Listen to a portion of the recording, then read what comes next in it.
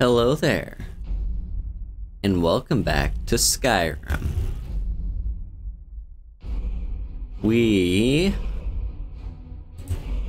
I cannot remember what, like, a week ago me was planning. But we're probably gonna do more of the main quest, since I'm trying to kinda rush for two things.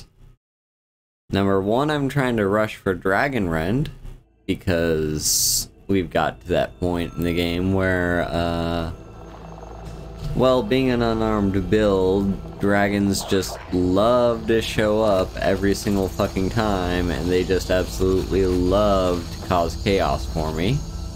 Speaking of fucking dragons... Wow, yeah. Like I said. Yeah, dragons are a thing, and I can't really do anything about them until they land. But they don't seem to want to land unless I tell them to. So, I'm on the hunt for Dragonrend. But there's another thing too. Once we eventually do get Dragonrend, we will have an Elder Scroll in our possession. But more importantly, the way to get to Dragonrend is also the way to get to... Oh my fucking god! Please stop... Like, actually attack me. Actually fucking attack me. See, this is why I need Dragonrend. Because this guy just doesn't fucking care.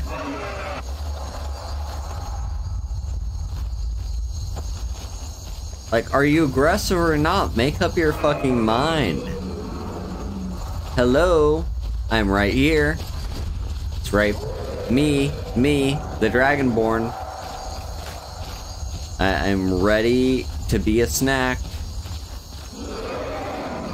No, you're just gonna keep circling. Not gonna do fucking anything. Oh, there you go. You finally changed your pattern. I swear to fucking god. These dragons, man. This is why I need Dragonrend. Because I need to force them to fucking land so I can do something about them, because currently... Like, that's all I have, is shouts. And that one even missed. Oh, now it's not circling anymore, now it's just standing there. Okay, okay. It is attacking Rorikstead, so hopefully it doesn't kill the person that I like to sell my, wheat to. Come on, are you gonna land anytime soon? Fucking please land. I'm begging you.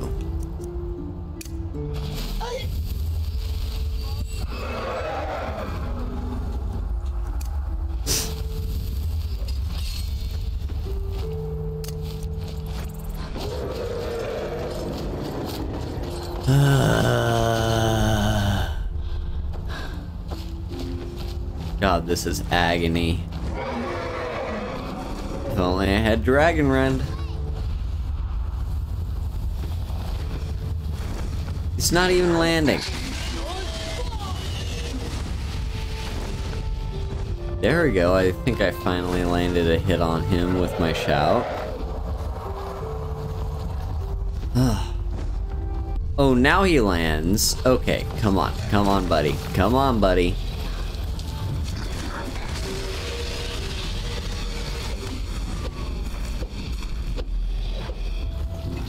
He's on the other side of this fence.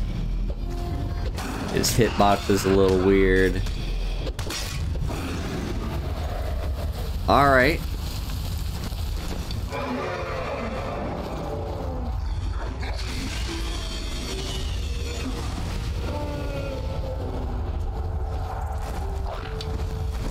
Yeah, just immediately log in and hello, ancient dragon.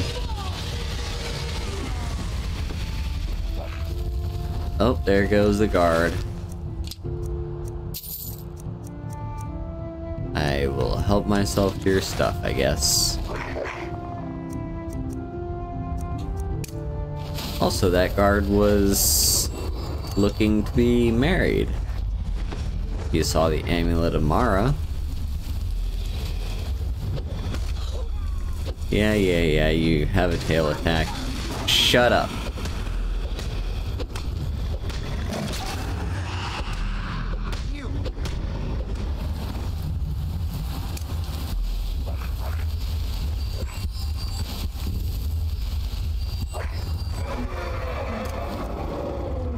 Now, he does hurt. I'm not gonna dispute that. He does hurt a little bit.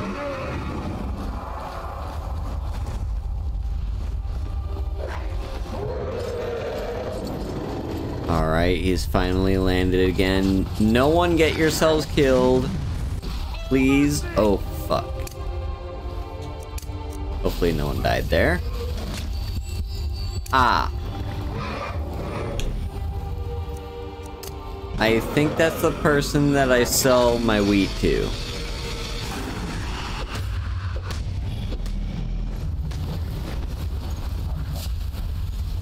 Oh my fucking god, this is...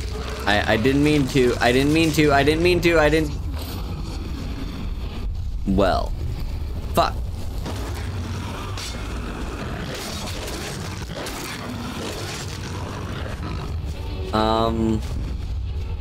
So I may have accidentally transformed into werewolf form because I fucked up my menu.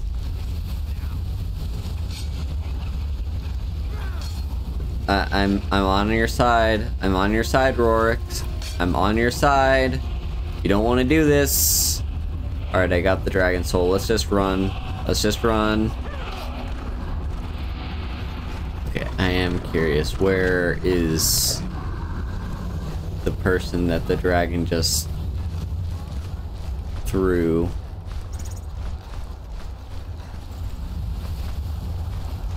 Because he just kind of picked up her body and tossed her.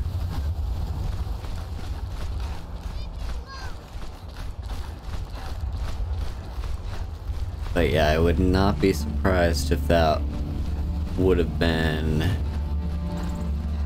what's her face? That I sell wheat to. If it was, it would be very inconvenient. Now, I could just reload. Oh, hello.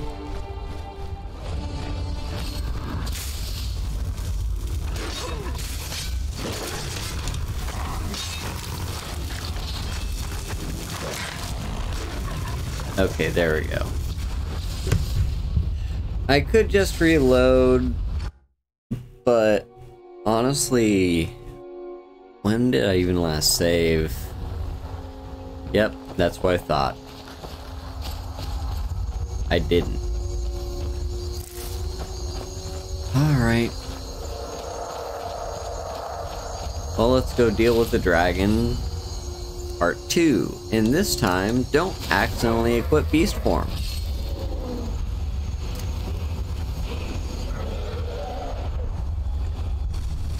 Alright.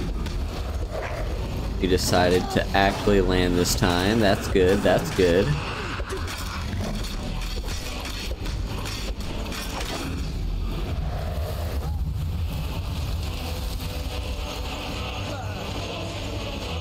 My shouts are currently broken because I tried to shout at it. Please do not attack my farm. Those are very important workers. Or I guess it's a plantation, not really a farm. Alright, do your best.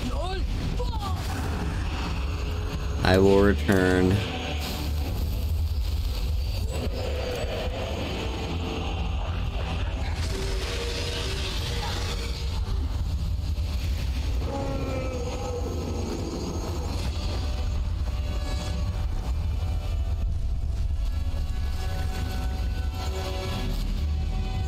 I worked hard growing these crops, so if you could please not be a problem, that'd be great. I've been landing critical strikes, which is interesting. Ooh, and my steward is actually getting involved too. Nice.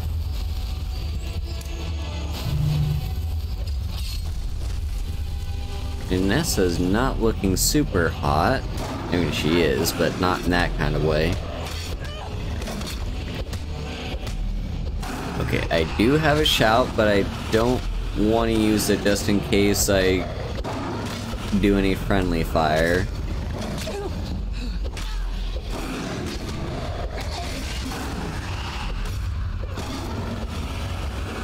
Okay.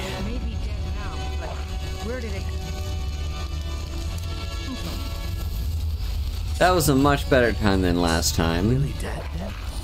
And let's go ahead and drop a save. Yep, all my farmers come to look at the fact that I am indeed Dragonborn.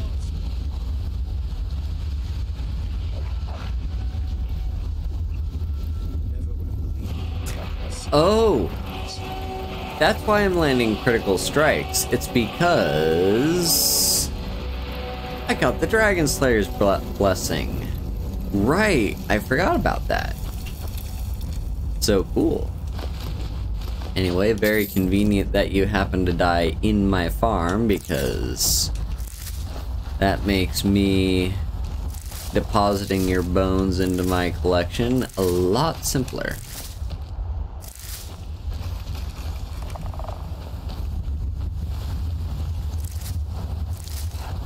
Anyway, you all can just do whatever you want with the body, or the bones. I don't really need them for anything. Well, I do need the bones, but not like the skeleton. What was it? Imp stool, and I think blisterwort.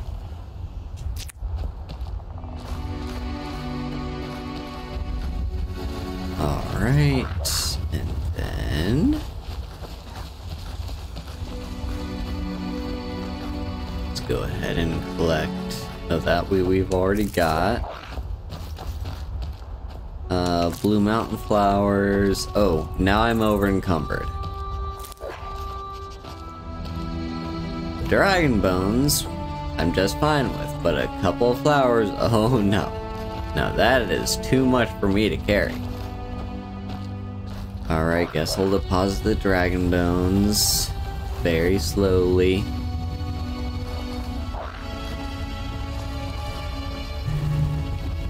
So as I was saying,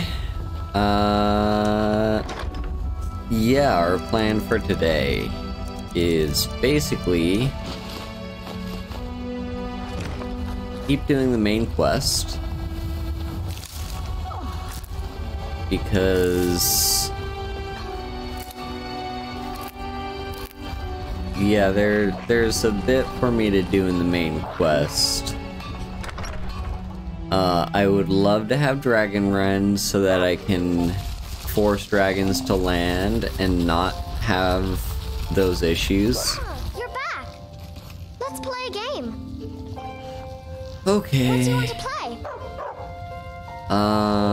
Let's do Okay, tag. you're it. Ha, you caught me. Go away from her.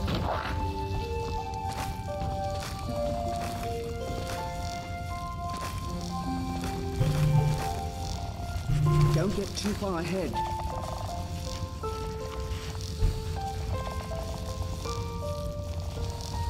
Yeah, this is a very nice and quaint home, but it's an awful design if you happen to be like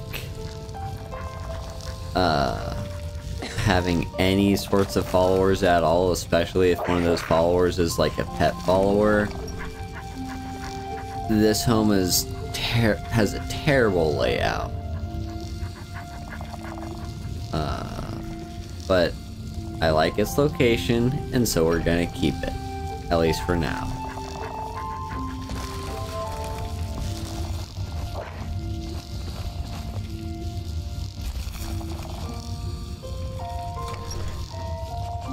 Lucia is struggling to get to me.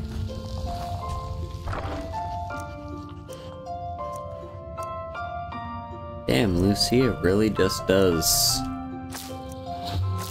collect things, doesn't she? Ooh. We'll take those butterfly wings if she doesn't mind. And might as well learn the effect of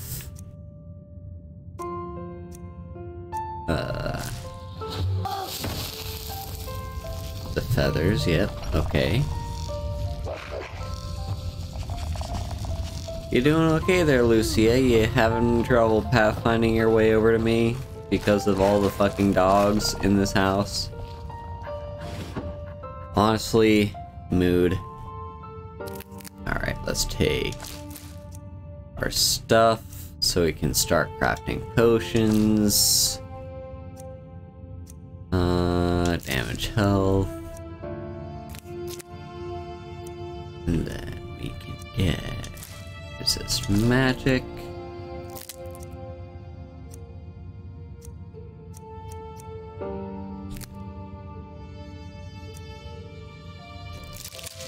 But yeah, honestly, like, what we get from crafting these is pretty pitiful. Like, we don't really get much at all in terms of experience for crafting these potions, because they're very weak potions, so, you know, and they're using very common ingredients. Hellhounds, thank you for the raid. Let me give you a shout out, friend. How was your stream?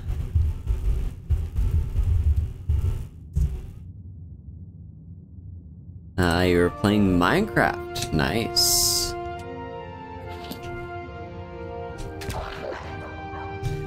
Alright, we are gonna do some more potion crafting.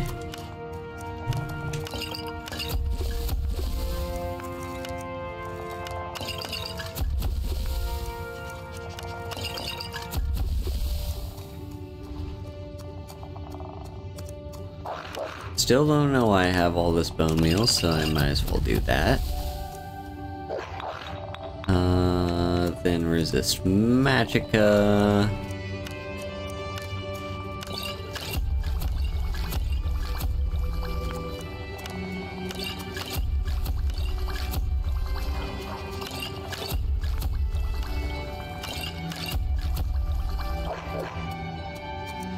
Meant to build a huge mansion but wasted time instead. That is a big mood. That happens a lot. But I hope you had fun. We are here right now. We're crafting some potions.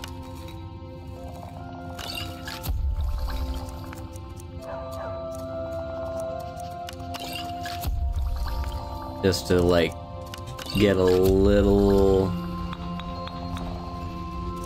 maybe a few levels out of that if possible.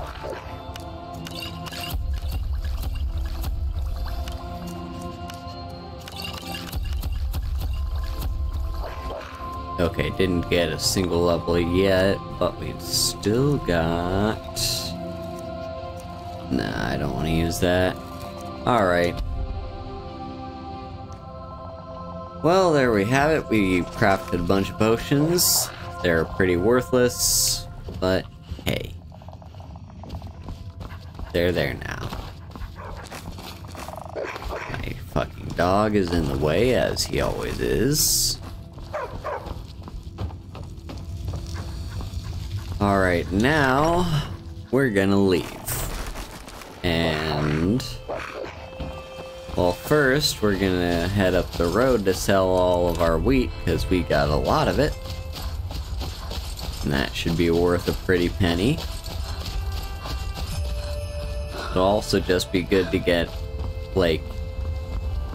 it doesn't actually have an effect on the real world in the game, but, like, I like to imagine that I'm at least putting wheat into circulation.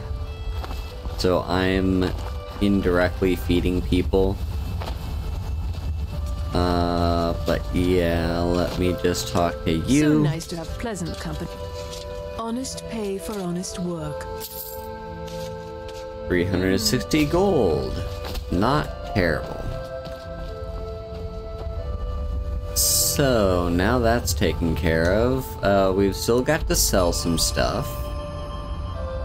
Let me see, what did I set as my active quest, by the way? It's just those. Then we've got a few other things. Is that Karth? Yeah, that's Karthwasten. And then there's Hjalti's sword. Highgate Ruins.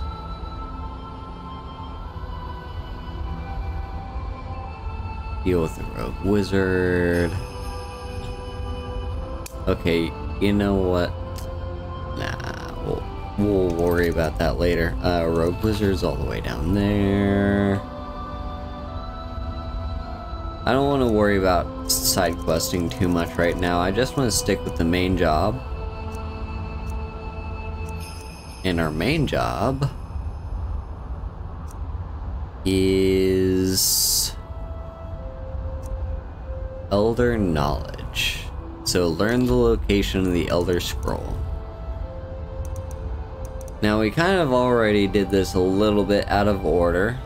We're supposed to talk to the College of Winterhold, the guy in the Arcanium, and he's gonna tell us to find Septimus Signus. And then we go and find Septimus, and he's been driven insane by the Elder Scrolls, and so... but he, like, tells us where we can find one. We already talked to Septimus because I already wanted to, like, pick up his quest for getting the Augma Infinium, so... but I guess we still have to do it in order.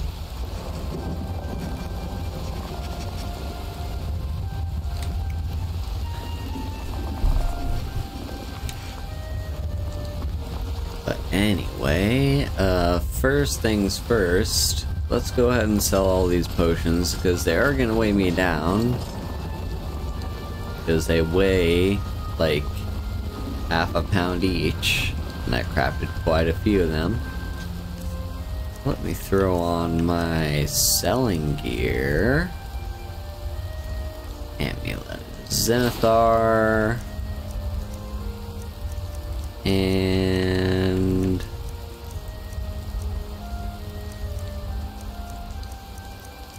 Mask of Clavicus. Alright. Now, let's talk to Arcadia, sell her some of our stuff. I'm sure you'll find what you're looking for. If not, let me know. I might have it stored away. What do you need, my friend? So you're interested in my potions and ingredients? Alright. Where are the potions that I crafted? Let's sell you. There we go. Yeah, not really worth all that much, but better than nothing, I guess. And here's all our resist magic potions. Ooh, our speech is going up. And our restore health potions. Alright, I believe that is everything that we crafted.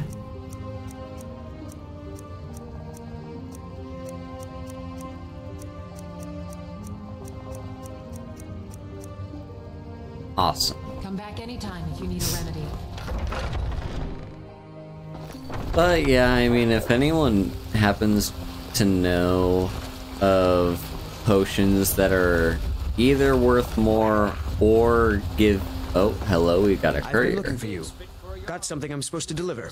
Your hands only. Let's see here. Looks like that's it. Got to go. He didn't give me anything.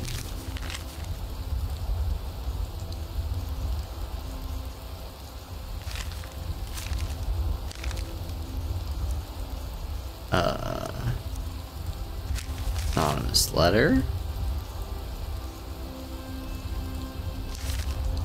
Nope, we've read that one.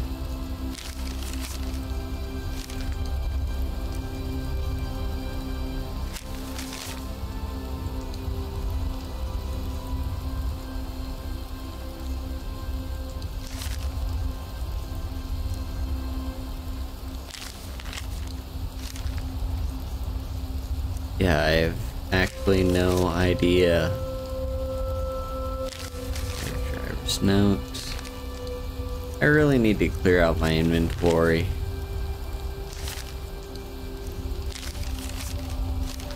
Just that way, in case a courier shows up, I'll actually fucking know.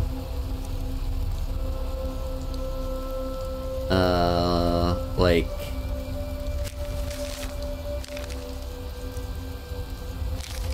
which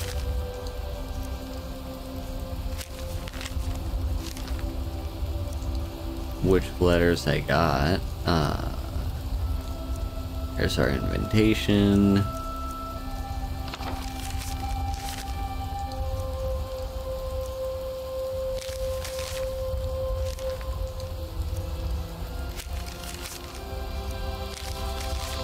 God, yeah, we really do need to just dump a bunch of this stuff. Oh, there we go. That must have been what we were given. Haru, my name is Tira Bloodfire. Like Sotlild, the wet year before me, I'm an orphan child of Balmora. Many years ago, I took a band of misfits and rogues and turned them into Crimson Dirks. In our heyday, they called us thieves, bandits, apostates, and killers, and they were right. We were all of those things. But so is the Jarl, who taxes the poor to starvation, the soldiers who rape and pillage the towns, the Empire, who would erase our gods, and the guardsmen, who would behead the innocent. I know your story. There's going to be a judge for me. I don't want it to be them. Not the Empire, not the East Empire Company, and not the guards. Just you and the Divines. But first, I want to prove you're a worthy judge. Go to the docks in Windhelm. There you'll meet a beggar in need of your aid. Some would offer him gold, others bread or wine. Offer him the alms you think will best serve him. Once you have proved your measure and your mercy, you must then show your mettle. I will wait for you at the Tal's Shrine west of Windhelm. When at last we meet, I ask that you speak only with your blade. For while the tongue lies, the sword is true. Kira. So we've just got like a person challenging us. Interesting. Let's see what other stuff we have to sell. Everybody in here. Every trinkets, odds and ends, that sort of thing. No, let's worry more about apparel for you.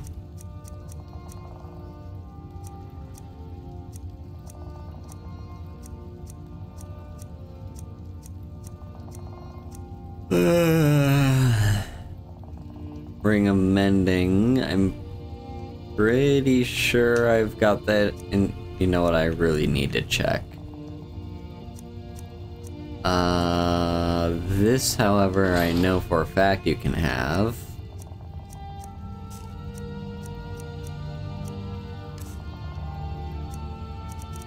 And also, aren't I carrying... Yeah, I'm carrying like all these Varla stones and whatnot.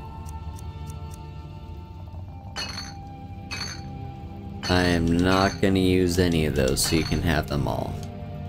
Do come back.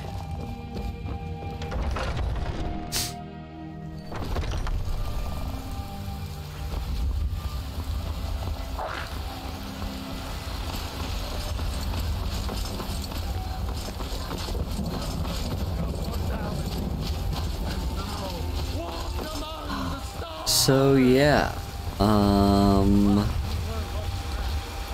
eventually we'll get on to doing the main quest, and this is an interesting one. This is our first delve into a Dwemer ruin in quite some time. I can't actually remember the last time we did. Would it have been like a million parts ago, back when we turned in the thing for what's his face? Divine smile. Spells and incantations In the Reach? for those with the talent to guess. No, not the Reach, the Rift.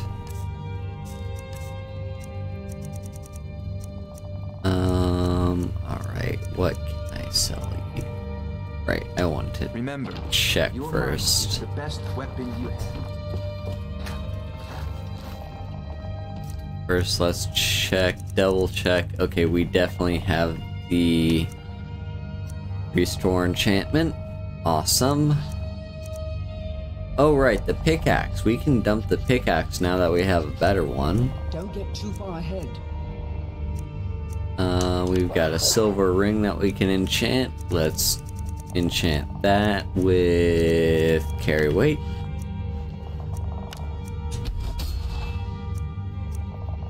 And if we're gonna be dumping this pickaxe, might as well give it an enchantment. Why not? We do want to see what the most valuable damage enchantment is, because that's actually something that I'm not used to. So that would be 677.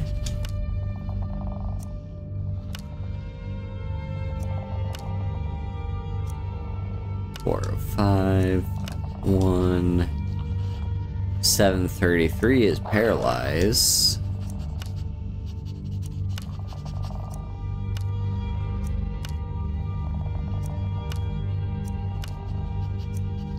Banish is 1749. Okay. I didn't realize Banish was that valuable, but okay. Cool. Now, Farengar, let me sell you some stuff. Come to dragon spells and incantations for those with the talent to cast them.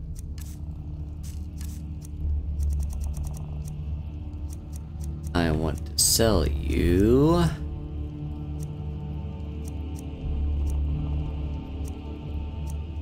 honestly, I don't really have much to sell you.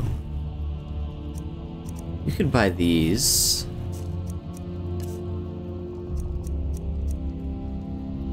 I guess I'll just sell you the Ring of Mending at a discount. Remember, your mind is the best weapon you have. Now let's visit the blacksmiths. And then we will be off to the, well, the college first, and then the Dwarven Ruin.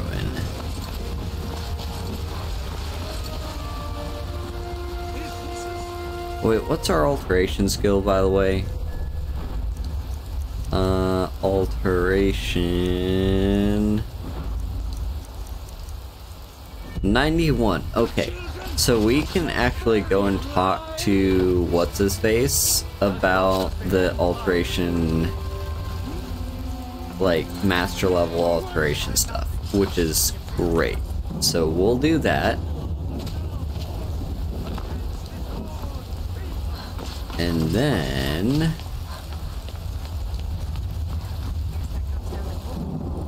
but yeah, the main thing is that we want to just do this stuff.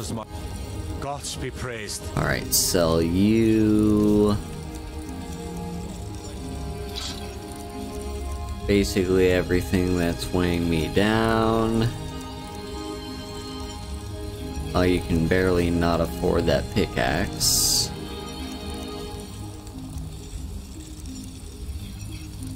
You can take the helmet though.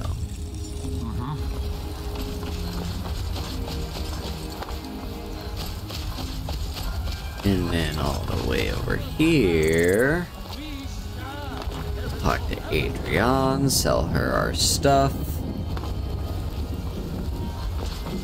And then we can finally be on our way.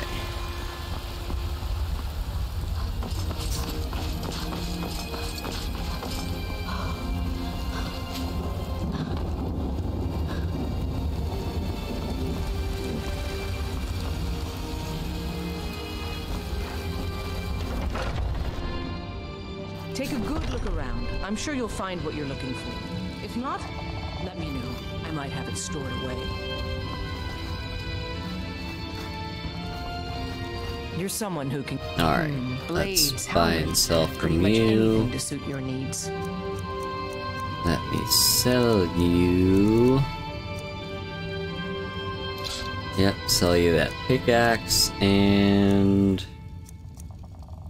Who's even gonna be able to afford this ebony plate armor?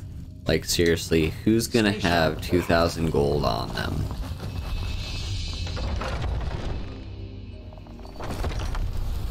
Because I honestly can't think. Anyway, you know what? We've got two options for getting up to Winterhold. We could walk there on foot, or take the horse. And that would be a nice journey. Like, it's not terribly far away, but it would take a little bit of time.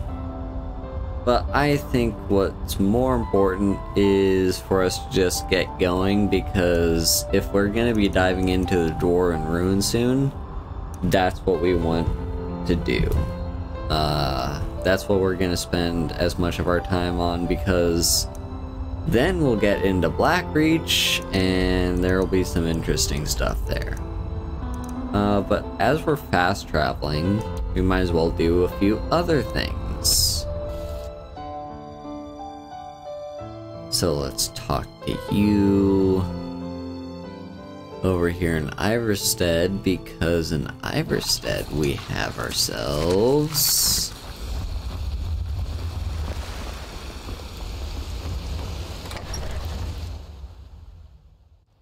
the Vilmir Inn. Vilmir Inn.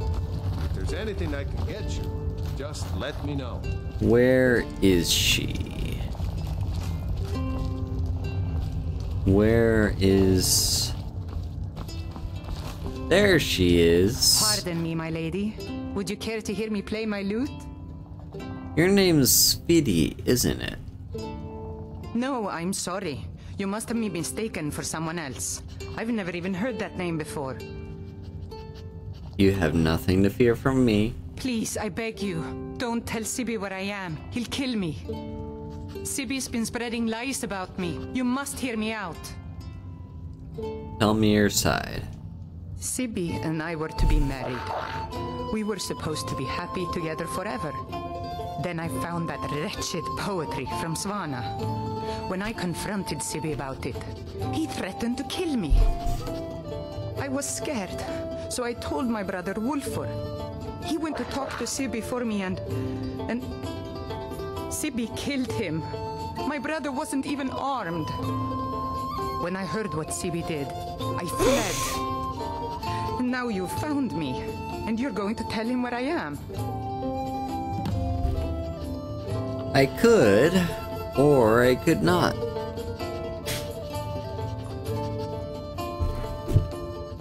Come to think of it, I've never thought about this. But if you do tell Sibi where she is, does she disappear? I have no recollection. Actually, not Riften itself. Let's go to Mistvale Keep. Save us a few seconds of walking.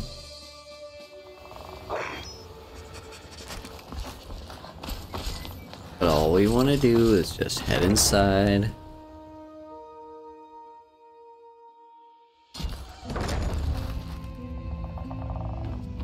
Then inside Riften Jail. Let's find Sibi. Oh wait, no, is he here? Yeah, here he is. But he's sleeping. Darn. What time is it? It's 9 AM. Get up, buddy. Alright, we're gonna do console commands.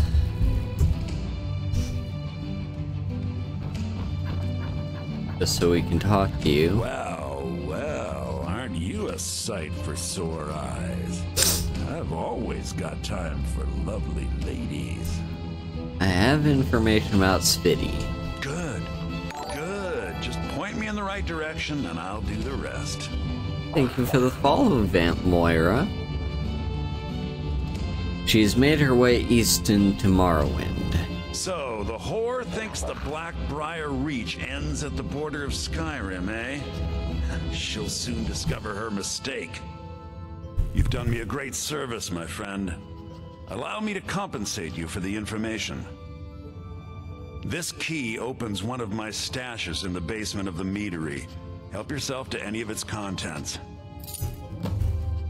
Hell yeah.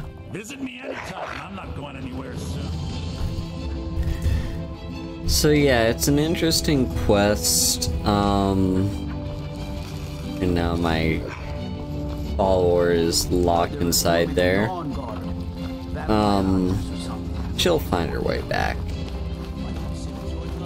But yeah, this is a very interesting quest in that, like, it gives you two options. You can either give away her location or lie about her location. And either way, like, nothing changes. It's a bit of a big secret I picked up when I was living in Hyrule. Yeah, either way, nothing really changes. Spitty, or not Spitty, what was his name again? The Blackbriar guy. He, no matter what you say, Hey, don't look at me that way. Who are you to judge me? like, he'll just take your word for it. And is this the chest? Yes, it is. Okay, it is Sibby. That is a terrible bow, but I'll take it to sell. And I don't care about the other stuff. Actually, you know what? Let's take those as well. Besides, we're still wearing our selling gear. I need to remember to take it off. But, oh my fucking god! This stupid dog. I hate it. Azura's wisdom to you, friend. Like, that dog just gets in your way all the time. But, yeah. What would I'm doing? What the fuck are you going on about, man?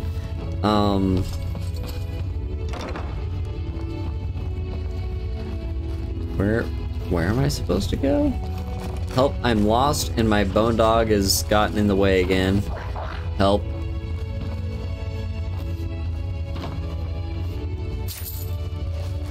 Is my follower just...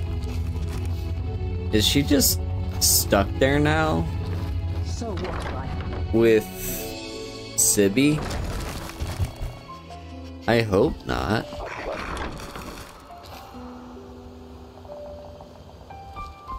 I'm sure if we fast travel, she'll travel with us. But yeah, okay, let's see. So first things first, let's... Hey, watch it. Sorry, let's sell to you. You've been a good friend to me. The finest weapons and armor. I'm gonna sell you this bow that I just got. It's terrible. And you cannot afford that. Return anytime. You're quite welcome here. I don't think I have much, actually. Well, like, I do have those two potions that I picked up, but I'm gonna sell those to the alchemist because I actually want to check the alchemist shop for, It's a fine day with you around. yeah, I just kind of want to check here just to see. You here for lessons like Eden? Or did you wish to buy something? Okay, that stock has not refreshed itself. So you're interested in my potions and ingredients? So let me just sell you these. Sell you the poison. And sell you the stamina poison. Awesome. Don't forget us if you need supplies for you. Okay, so that's that quest taken care of. I don't think there's much else for us to do at the moment. So let's just slip on our gear again and head back out into the open world. So, first things first, let's drop by at the college.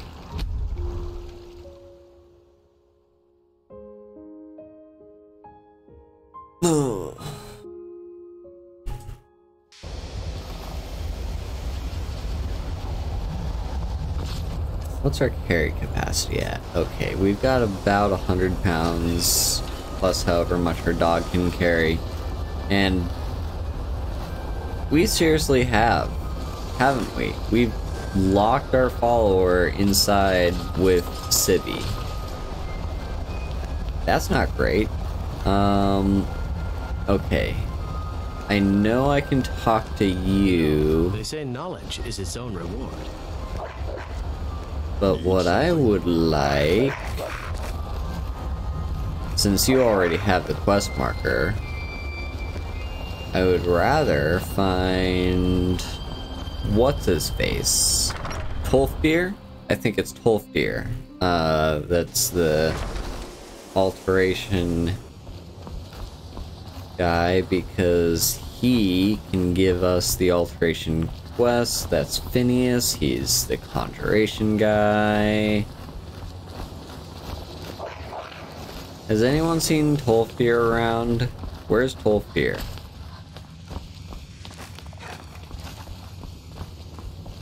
Tolfdir. Ooh. Actually, let's raid this place for anything of use. Okay, swamp fungal pod, I'll take that.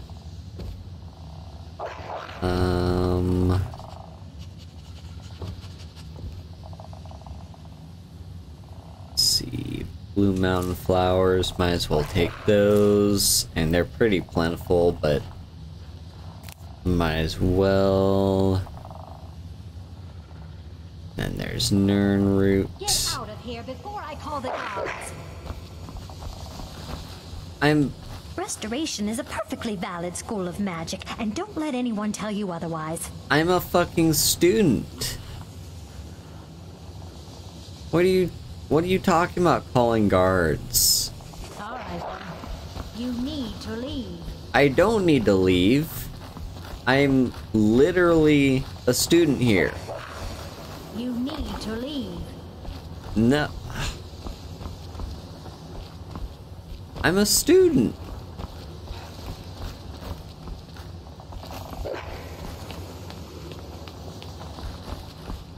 Get out of here before I call the guards. Seriously, what the fuck is her problem? I guess I'll leave.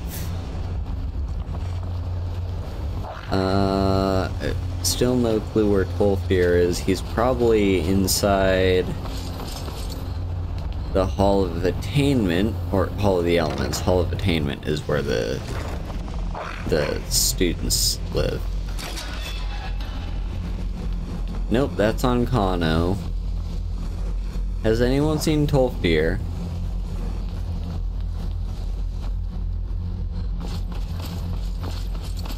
Where are you, buddy? Are you in the Arcanium?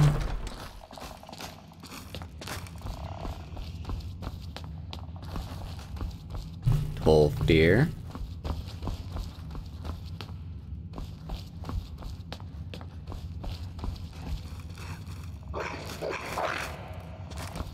What happened to Tolfdir?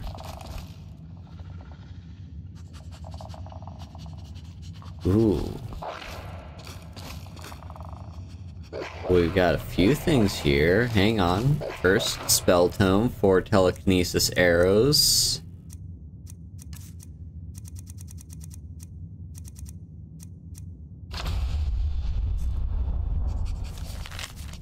So what's this? This spell tome will teach its reader the unique art of telekinesis arrow, giving both the lesser power and the knowledge to craft those special arrows. Upon firing the arrow, one will find it to be suspended, frozen in the air, unless the telekinesis arrow lesser power is cast, upon which the volley will be released. It appears that only a certain number of arrows can be suspended in the air at a time. Attempting to fire any more than 10, they are simply returned to the archer's quiver. While suspended, one can pluck them from the air, however.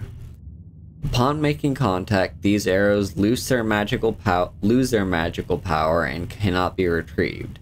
As they contain magical properties of their own, they appear to me impervious. They appear to me impervious to enchantments from the bow they are fired from. Interesting. And what have we got over here? Letter from the publishers. Or letter from publishers.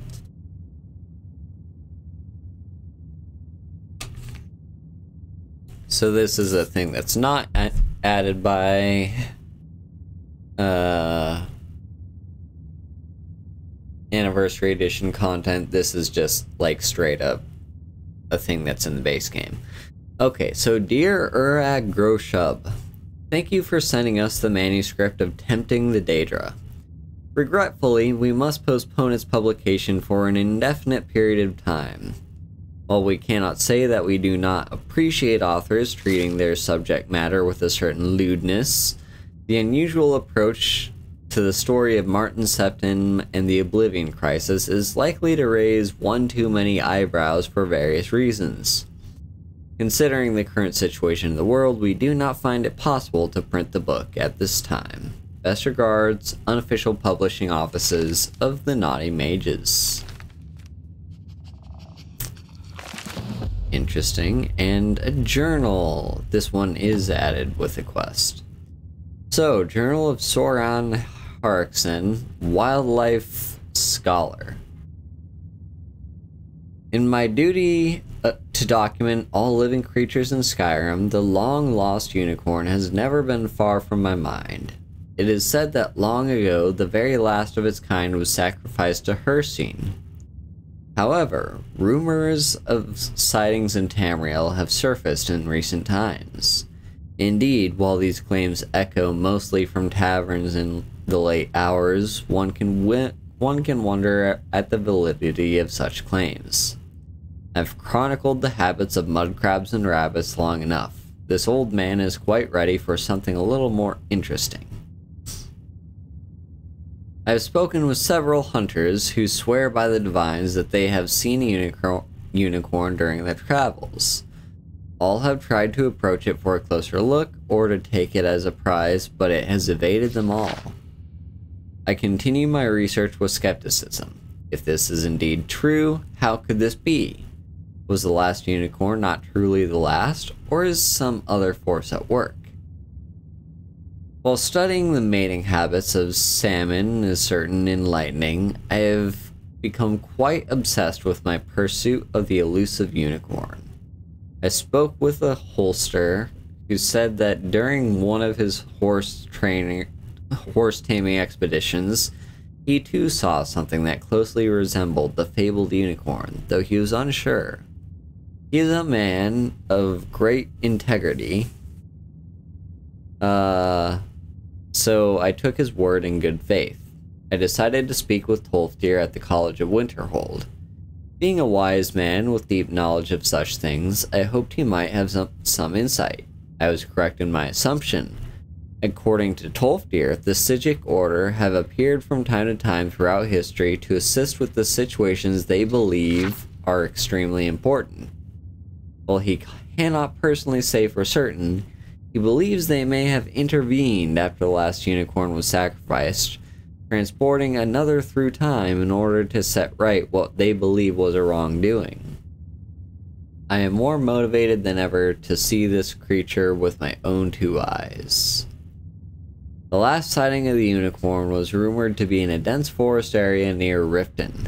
As old as I am, an energy filled my bones that I haven't felt since I was a young man.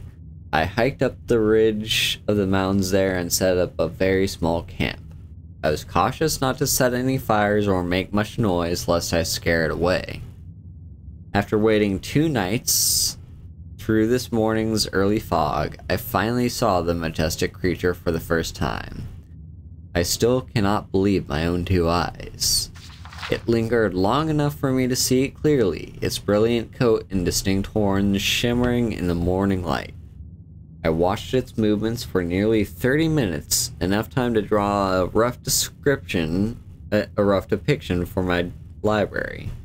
This is absolutely the crown achievement of my scholarly life. I've decided to turn this information over to the College of Winterhold rather than publish it to the general population. I'd like to ensure this creature remain protected, and I believe they are the most capable of such a task. I see, so there's a unicorn. Still no sight of Tolthir, by the way. No fucking clue where he is. Wouldn't be in the Archmage's quarters.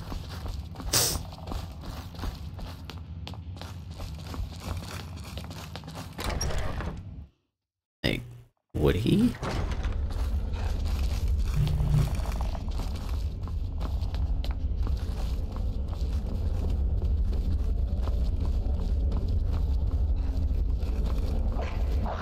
Has anyone seen Tolthir?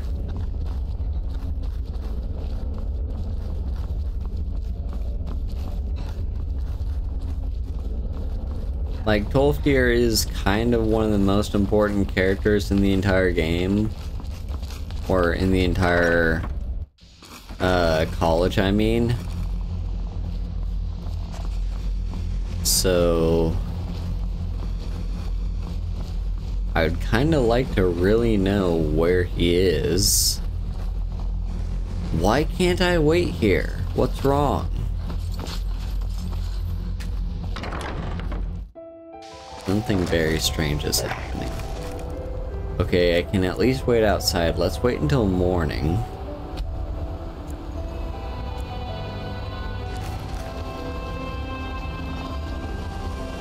Any sign of Tolthir? Let's check back inside the Hall of the Elements.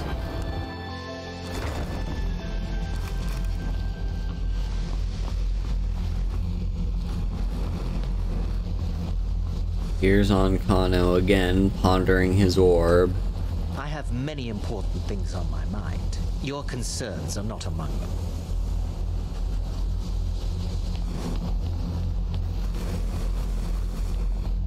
them.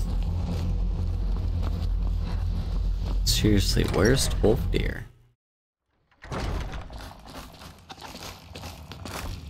Do I have a quest?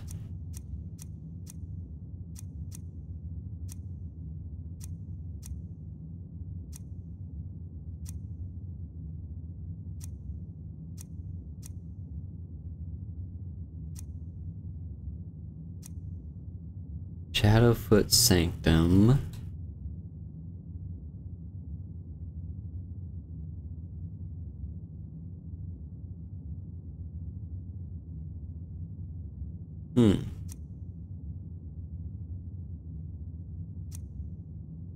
Pets of Skyrim, Blood in the Water.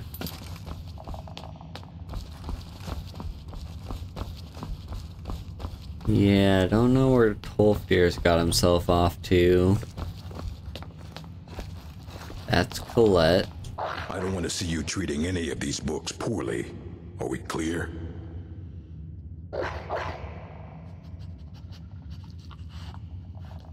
Until next time. So the quest seems to be a little bit broken, partly because I've done things out of order. Because I cannot ask Hundreds him. of years have gone into assembling this collection. A mage is only as good as what he knows. I try to make sure as much knowledge is available as possible. We've been keeping this collection since the Second Era. Books have come and gone during that time, but it's mostly intact. Okay. Is there any college business? If you're feeling adventurous, I'm always looking for someone to procure valuable books from some more dangerous locations. Well, all right, here. I scribbled down the last place I'd heard about. Check it out, but be careful. Until now. Orag's note. Lost Knife Hideout. Oh, that's an easy enough place, I think. But yeah, it seems as though I cannot talk to him.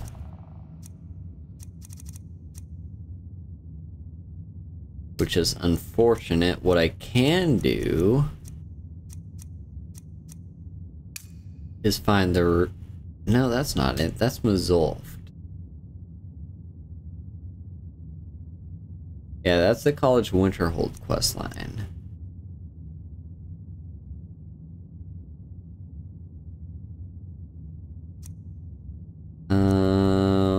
Where? There we go. Discerning the transmundane. That's what I want.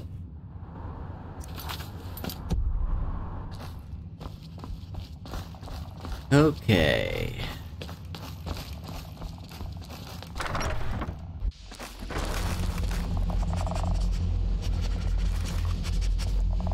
Yeah, stuff in Skyrim seems very much to be breaking today. My follower is locked in a cell with Sibby.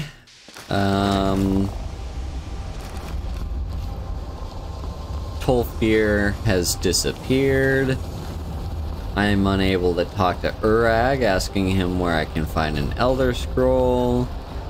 And apparently I'm not allowed in the Hall of Countenance. It's counted as trespassing. Yeah, the game is kind of broken right now.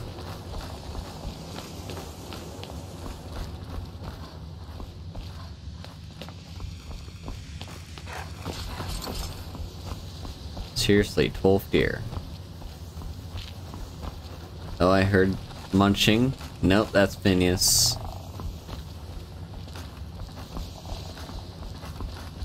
Sergius.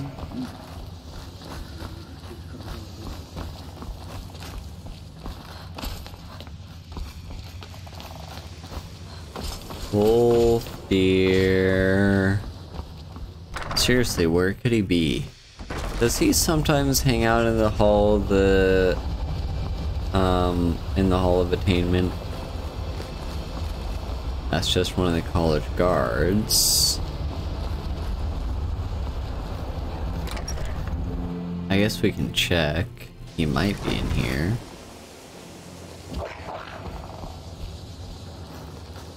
There he is. Good to see Skyrim still has such fine people. You give an old man hope. Is there anything more I can learn about alteration magic? At this very moment? No. However, well, I've been working on something. An improvement on the Ebony Flesh spell. I've made progress, but then hit a snag. I think perhaps you could help. Oh really? What's the problem? I need dragon scales, and not just any dragon scales. As I've said, I made some progress using the essence of dragon scales, but they're just not quite potent enough. My knowledge of Skyrim's history is far from complete, but I did some research and discovered two things. First, there are ancient references to dragon heart scales. What little I could learn suggests they may be what I need. Second, there are stories of a dagger called Calvozine's Fang, said to be sharp enough to carve individual scales off a dragon. First, you'll need to retrieve the dagger, then use it to carve a few scales off a dragon. Presumably a deceased one.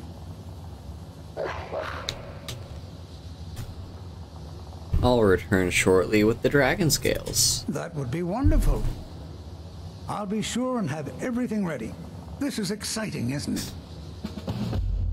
Alright, nice. Is there anything else you can tell me about the dagger? Not much, I'm afraid. It was named Cavazine's Fang after the dragon worshipped by this particular sect of the cult. They were said to be quite fond of ritual sacrifices. So fond, in fact, that the high priest spent a great deal of time sharpening the dagger. That way, it was always ready for the next inevitable victim. Perhaps not the brightest spot in Skyrim's history, eh? How do I collect these dragon scales for you? Not just any dragon scales, heart scales. Very special. You'll need Cavazine's Fang, of course. Then, if you should happen upon the corpse of a dragon, you should be able to use it to slice off a heart scale or two. Even just one should be enough for me to complete my research. Alrighty. Now... Have you managed to track down the Synod or the Staff of Magnus? Now that's about as much as I needed to know from the college, so we can be on our way into Alfstand. That's where we need to go, and yeah, there's two ways we can get there. There's the more direct route, which would have us, you know, kind of walk through the snowy tundra in the northern part of Skyrim around Saarthal, or we could take the long road, which actually does have a road that leads directly to Alfstand. And I'm thinking we'll do the second option, not just because I like taking the scenic route, although I do like doing that. It's because, Mirabelle does a fine job with that. yeah, it's because I think, if I recall, in the past when I've tried going to this place, I've almost always ended up like,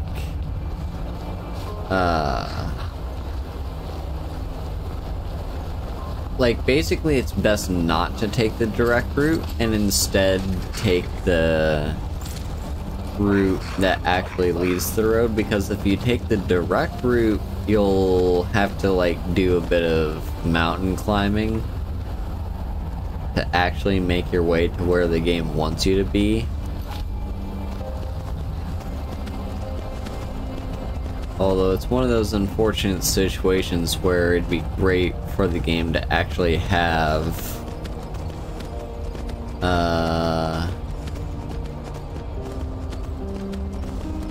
yeah, it'd be great to actually have direct access to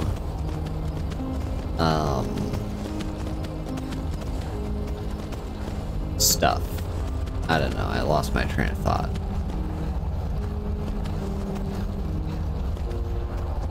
Oh, we've got a mercenary though. Hello. Maybe you'd like to give me a random location. There's been word of some trouble nearby. I'm on my way to investigate. Where are you going?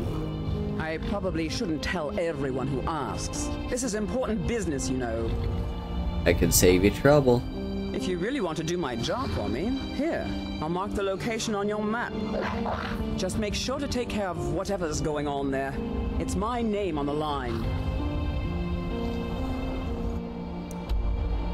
Okay, I really do wish it would actually tell you what the location was. Was it Bloodchill Cavern? I don't think so.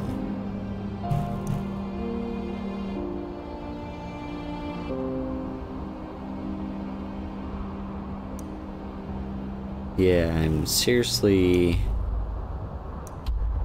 Champion's Rest? What's Champion's Rest? Oh, also, that reminds me...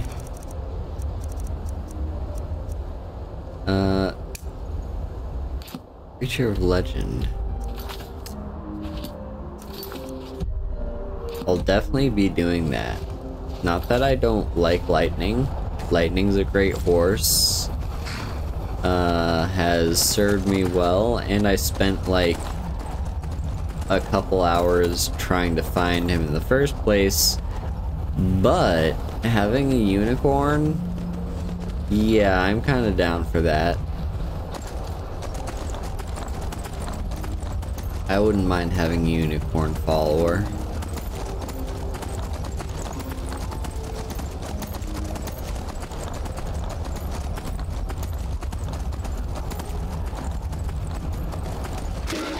Oh shit, we got some wolves.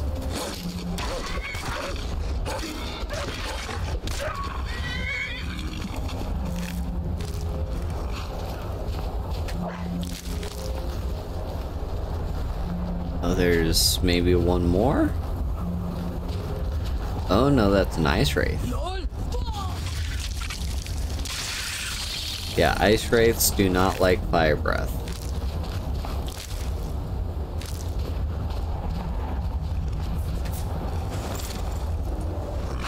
Actually, hang on.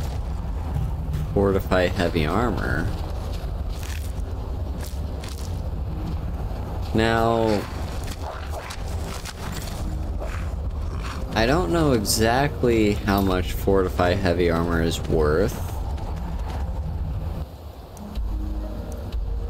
It might not be worth all that much, but it wouldn't be terrible to have.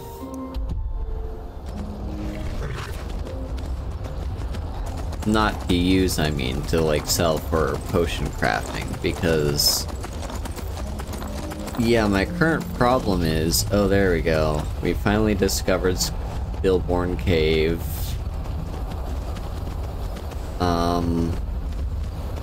Yeah, because the problem that I'm currently having is, as far as potion crafting goes, I'm relying on specific, like, ingredients that I can actually grow at my plantation. However, like, I don't think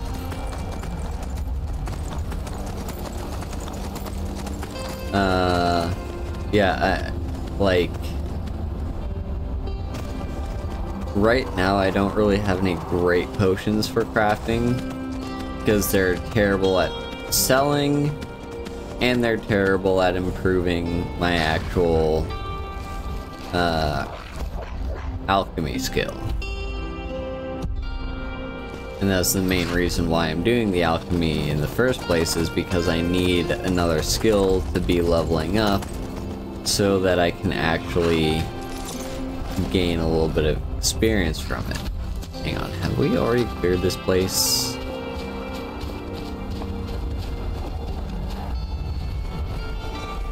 Well, here's a random frost roll, and there's Alduin off in the distance.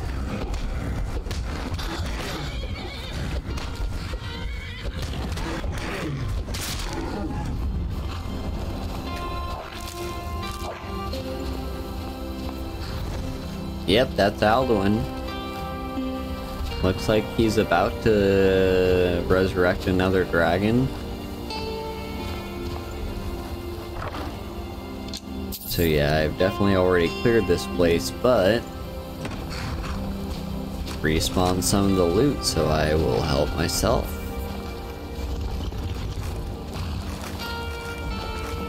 Ingots as well. And might as well unlock the cage for more experience. Hello.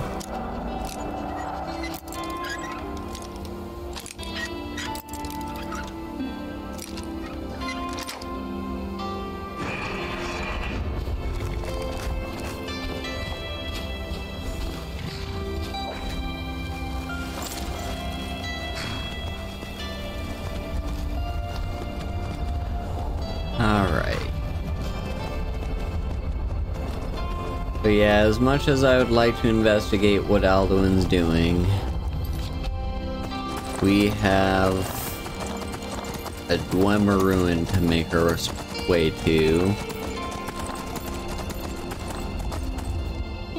So we just follow the road up this way, and then we can basically anytime the road branches off to the right, we can take that.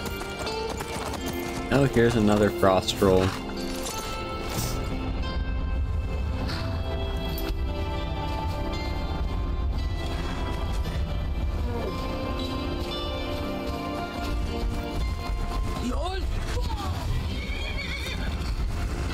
I did not mean for my horse to get in the way of that dragon shout.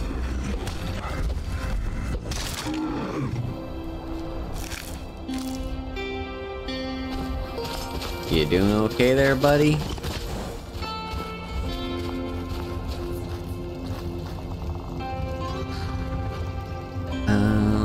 Okay, so take those dark arrows.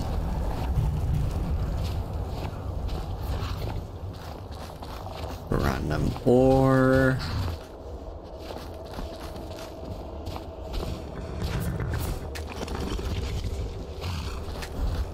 So yeah, I was assuming that Janessa would just kind of like follow me if I did any fast traveling, but it seems as though she's actually truly trapped inside there.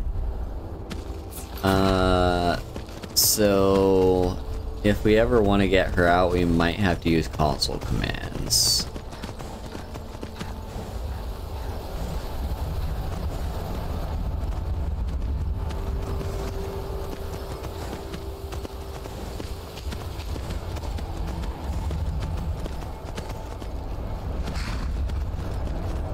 Alright, well here's one of the exits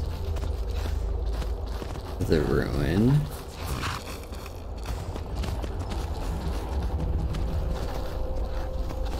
But we're not interested in the exits, we want entrance. And here's a location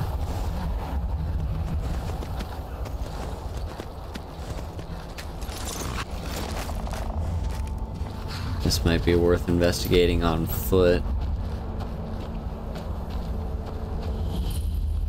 Wayward Pass.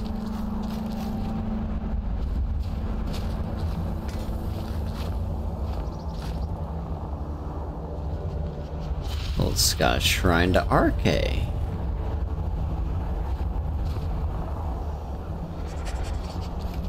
Interesting. I was expecting hostiles, but no, it's just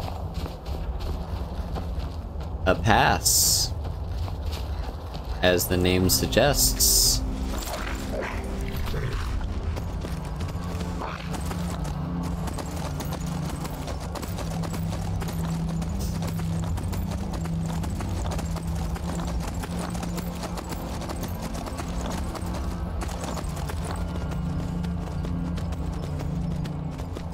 There's the lighthouse that we still have yet to actually go and visit. Ah, we've got an old orc.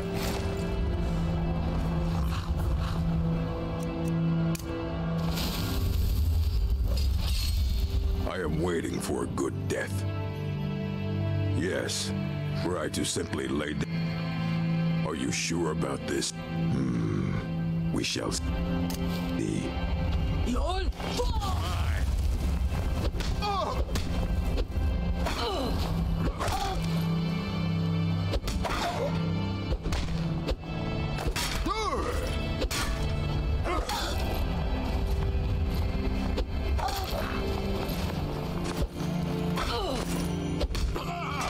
And down he goes. Alright, cool.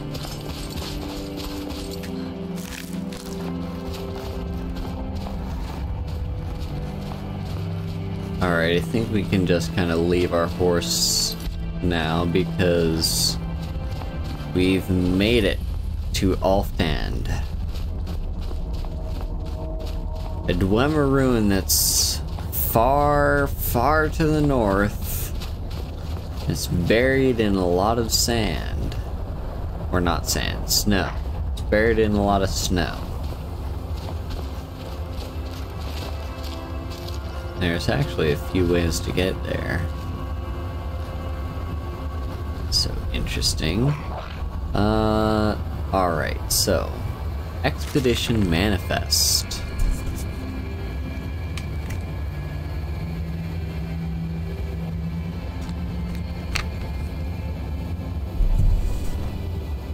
We've managed to secure the site and hold off any others who may try to steal our discoveries so far, especially those from the College of Winterhold, who seem to think the glory of exploring every ruin should be theirs alone.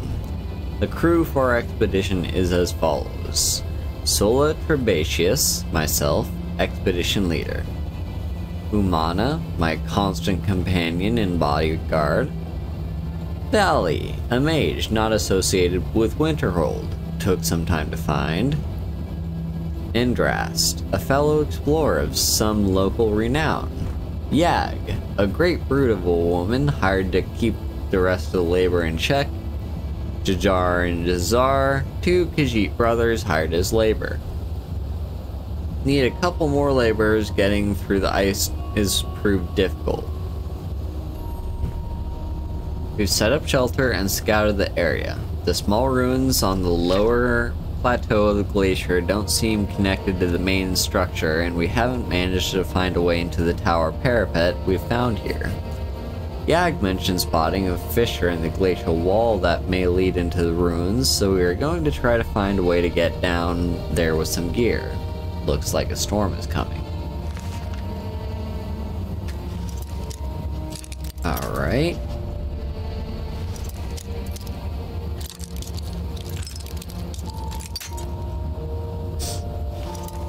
Let's just crack open this chest. Eventually. There we go. Ebony ingot. Nice. And a circlet. Now we don't want to fill up too much. But yeah, so the implication is that they found this place, but they can't really find a way inside. They're struggling to do so. So yeah, not really a way in there. So instead, they did a little bit of excavating and found that right down here is a little crack in the ice that they can use to get into the ruin.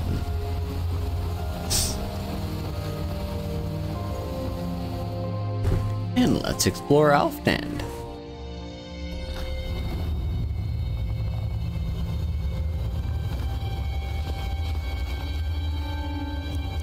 Gonna need some candlelight. It's a little bit dark in here.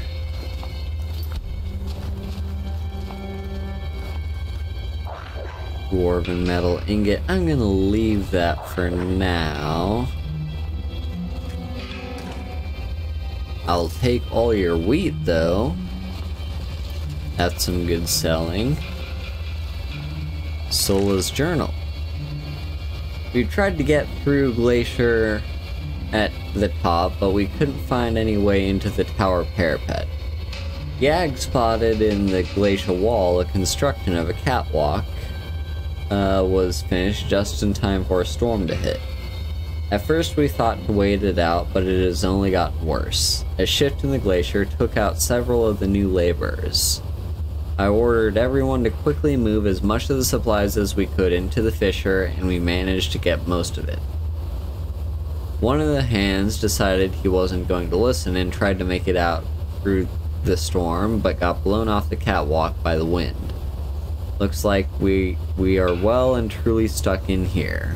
But for all that, I feel even more driven that I should be the one to uncover the mysteries of this ruin. I'm tired of all the credit for my work going to the mages or the Legion. It will be my name that goes down in the history books for this discovery. Alrighty. vigorous healing.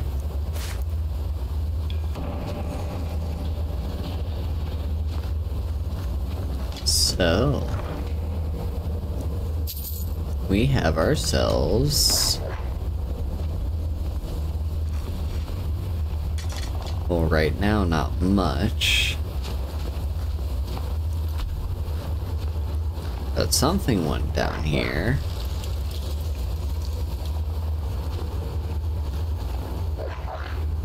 Okay, set up bed rules.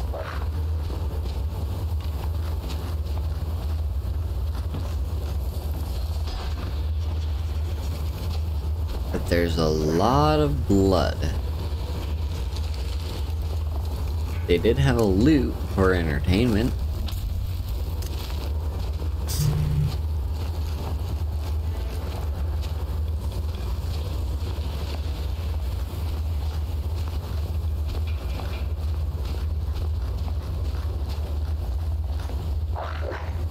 Just follow the blood trail.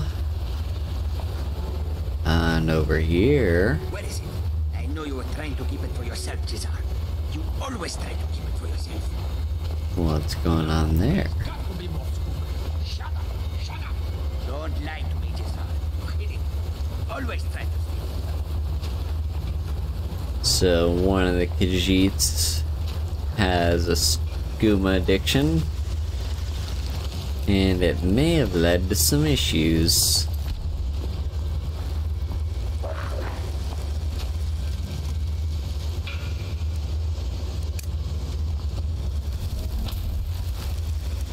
And we have something that wants to kill us. Sounds like maybe a dwarven spider.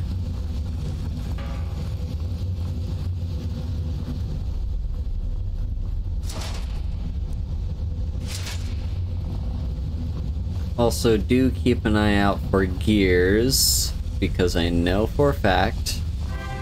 Raylene, hello! Thank you for the raid. Also, hello, Ian.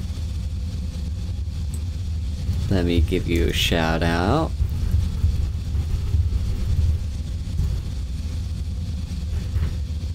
How was your stream? How'd it go?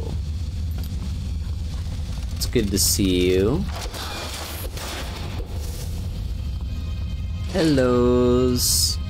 Yeah, keep an eye out for these cogs, because we're gonna be needing 10 of them for a quest at some point eventually.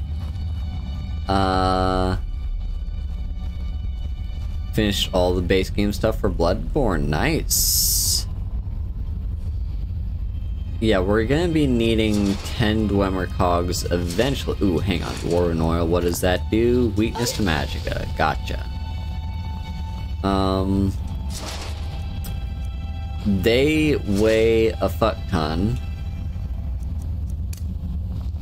but we are gonna need 10 of them. I think I've got 6 back at my home in Whiterun. So all we need is 4, and then we don't have to worry about collecting any more.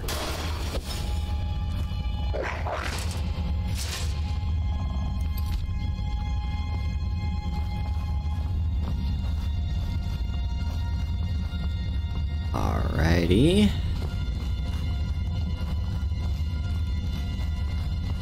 Yeah, seriously, Janessa has just kind of disappeared. She's locked in prison with Sibby because Sibby was asleep and I wanted to talk to him, so I used console commands to get myself inside the prison, and she just kind of like worked her way in, I guess. But as easily as she worked her way in, she did not work her way out. And even fast traveling doesn't seem to bring her to me. Getting some good loot here.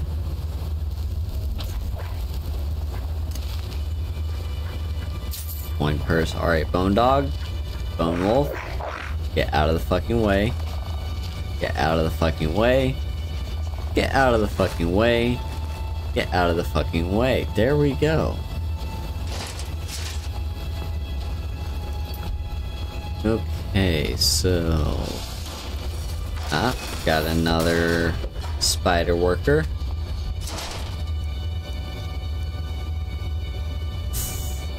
Do I need Quicksilver ore? I'm gonna say no.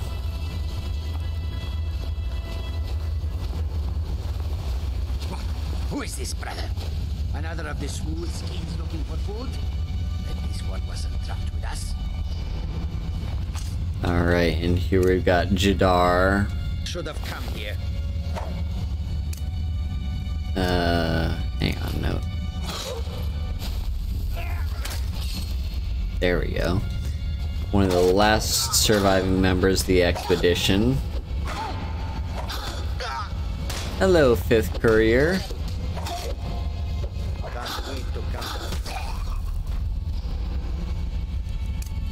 And Jadar is dead.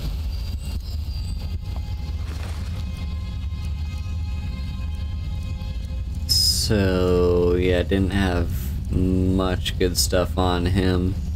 He does have elven gear, and I do like taking elven gear to sell, but since this is a dwarven ruin, we're gonna be needing as much carry capacity as we can spare, so I'm not gonna bother taking his stuff.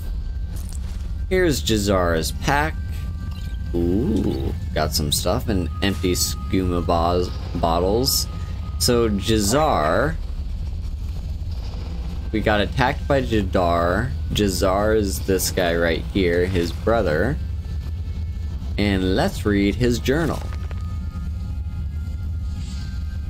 This one is at his wit's end. I signed Jadar and myself up for this expedition to try to get him clean of the skooma. I brought a small supply to try to bring him down slowly, but the storm has had us trapped in the glacier for weeks. The others have not yet caught on that one with fur should not shake so much from the cold, but I've run out of this little skooma and I brought, and Jadar is getting pretty bad. He's started hallucinating creatures coming out of the ice in the ruins. The others are starting to think he may be behind Valley's disappearance, but I know he would never do something like that. So yeah, one of the expedition members was brought on, had a skooma addiction, and his brother was trying to help him by taking him on this expedition. To basically, you know, get himself clean. But unfortunately, the storm kind of trapped them all inside, and yeah, there wasn't much he could do.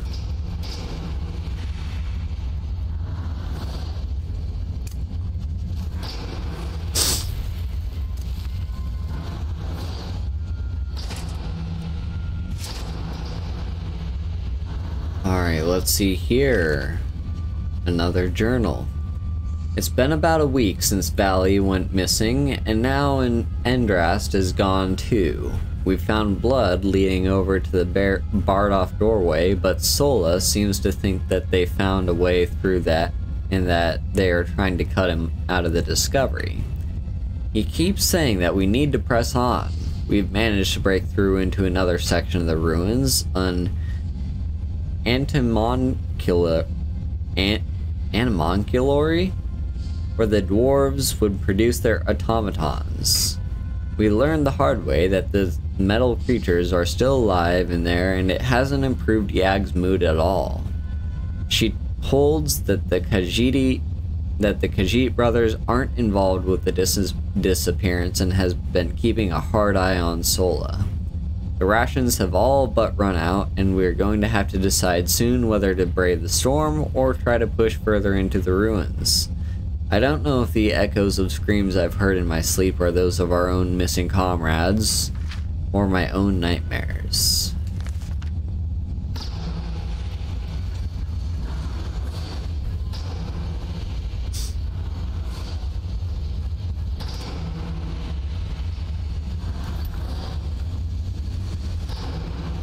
Alright, I'm pretty sure there's a sphere that's about to pop up here, so let's get ebony flesh. Yep, there's the sphere. Also, let's get off the fire.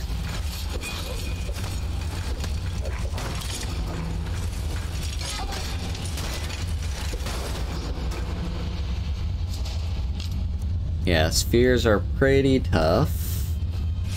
Got a soul gem.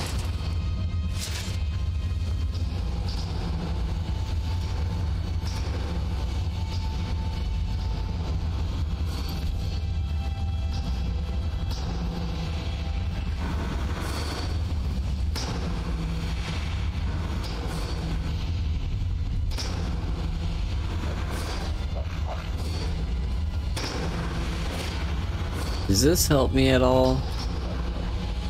Sometimes these can be used for platforming, but I guess in this instance it's just there. Alright, we've got another cog. I think that's 3 that I found so far. Nope, that's 4. Okay, so we don't have to find any more cogs, and I'm also going to give them to my dog. Oh shit, my dog was carrying some dragon bones. I should really take care of that. But yeah, carry those for me, please.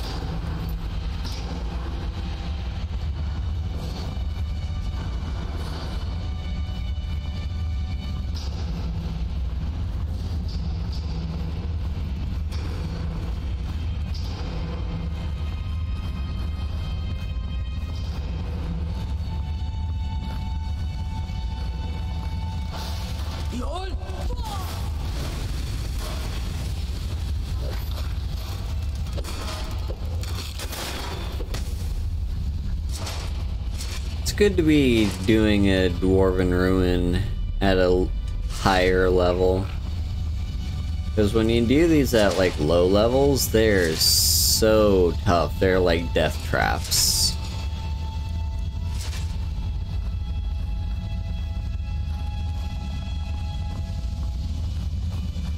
But here we're doing just fine, at least for now. Wait until we get to the Centurion, and then we're gonna be eating our words.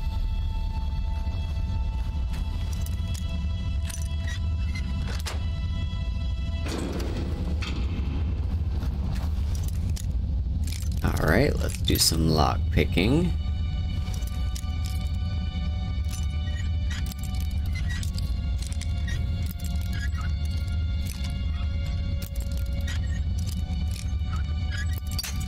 Oh, come on. We had this. There we go. Ooh, a diamond. Hell yeah, I'll take a diamond.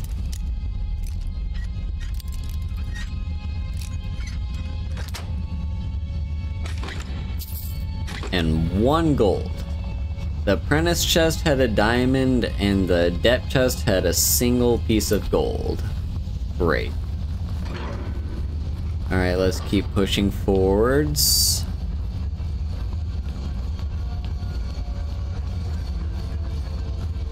Alright, we got a few things here. First, we got a chest. Ooh, flawless sapphire. And a ring of extreme health. Hell yeah. Ooh, those are good gauntlets. Lots of good selling to do with them.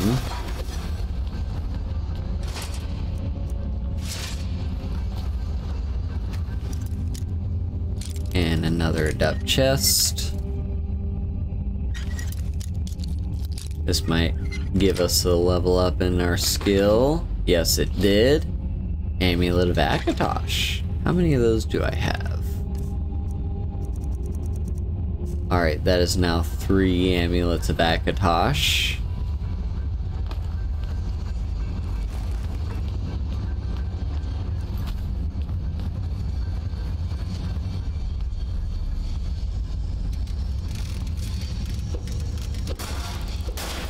More spider workers.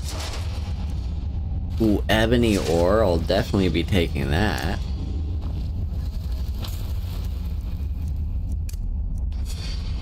Don't really care much for the Dwarven ore or like the Malachite or whatever, but Ebony, definitely.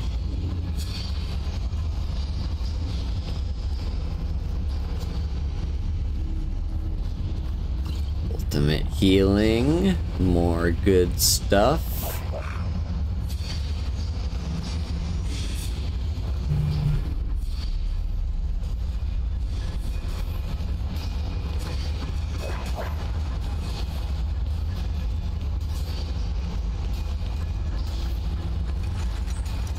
Alright, let's unlock this apprentice door. Alright, have a good time, Raylene. Thank you again for the raid. I hope you get some good food and some good rest.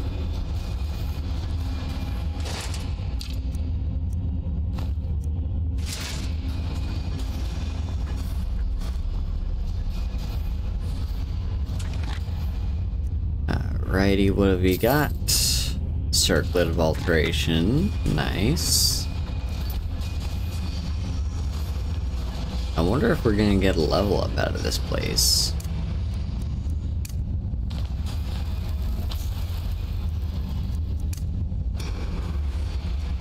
That would be interesting if we did.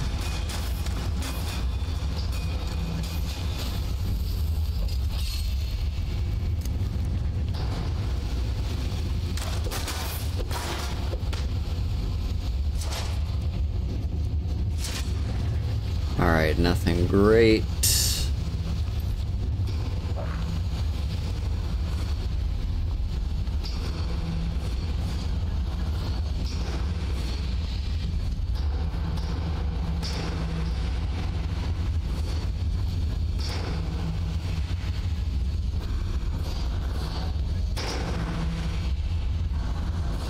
Something's gonna pop out of there.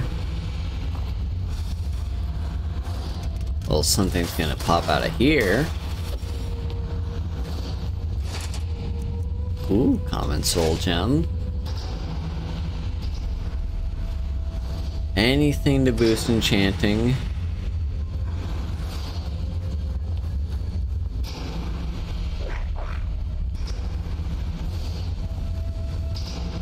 How's that? Trying to find where the enemy is. There it is. Okay, it's up on our level. Might as well take care of it. It might have a soul gem on it, for all we know.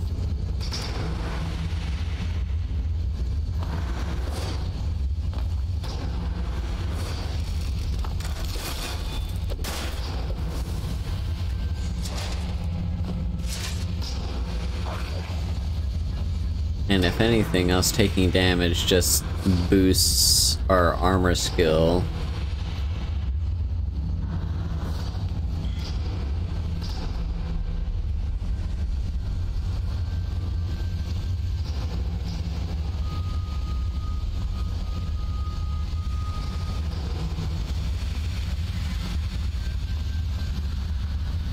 And into the Animonculary. Whatever that is.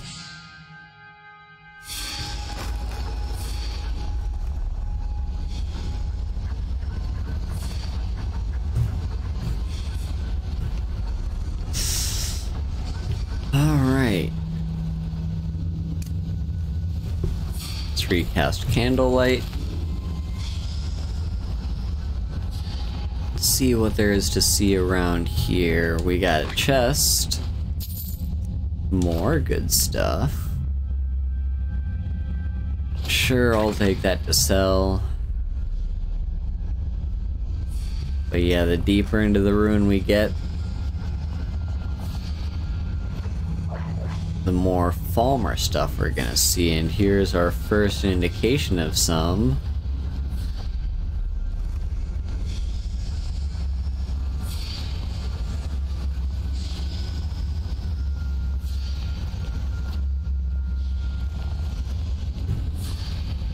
By the way, I want to have a little talk about something.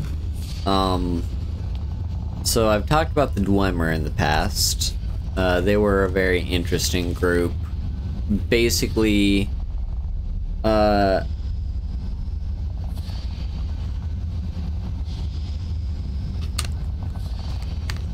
so like, the general breakdown of the footnotes version of Elder Scrolls lore is simply there are two sides of everything, like light and dark, and from those different sides come different gods, and on one of those sides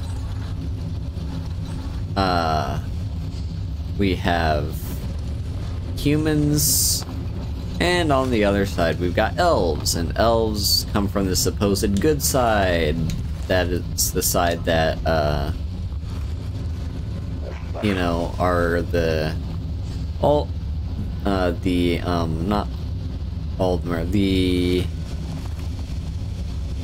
Aedra and the Daedra, which are the bad side, and so, like, well, it's more like we've got Akatosh and Lorcan are like the two different sides of this, like, everlasting conflict. Anyway, let's read a journal first. Indrast's journal. The eyeless creatures took us in our sleep. I don't know what happened to the Khajiit brothers. We never saw them in this cell. I managed to pick the lock and we made a break for it, but got split up. Sola yelled something about not leaving without finding what he came here for, and Umana chased after him. Yag and I tried for the top of the cave shaft, but one of the ramps was broken. Without a hesitation, she grabbed me by the scruff of the tunic, threw me atop the ledge, and told me to run. And I did. I didn't even look back. I just ran like a coward. I could hear her fighting them, and I just had to get away. I didn't even notice the arrow in my shoulder till I hid here. So, more of the expedition, and we're starting to learn what happened to them. They got wiped out by Falmer. But yeah, like, basically the entire gist of all Elder Scrolls lore is based on where different sides hail from. They take their sides. So we have the, like, humans who hail from Lorcan, and so they take that side, and then we've got the elves who hail from, like, the elves who hail from the Aedra, and they take that side. And so basically the basis for a lot of conflict in all of Elder Scrolls lore is just, you know, elves versus humans, which is superior, and there's a constant, like, constant fighting between the two. Some outright fighting, some of it is a little bit more subtle.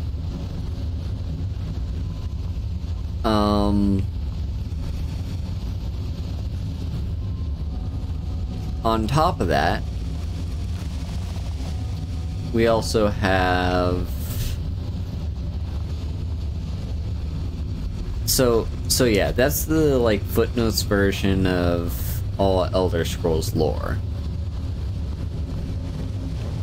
The thing is, the Dwemer also fit into the category of elves, right? The Dwemer are all elves. and yet they are atheists. They do not believe in gods. Which is very much the opposite of, like, other elven races. The other elves believe in gods and their existence and worship them, but not the Dwemer. They straight up deny the gods and would rather just take things onto themselves, which is just a very interesting thing about the Dwemer. Oh hell yeah, look at that. Necklace of Peerless Magicka, worth $9.99? Yes, please. But yeah, so that's one thing. Another thing is with what do you call them? So yeah, that's just one thing that I wanted to get into.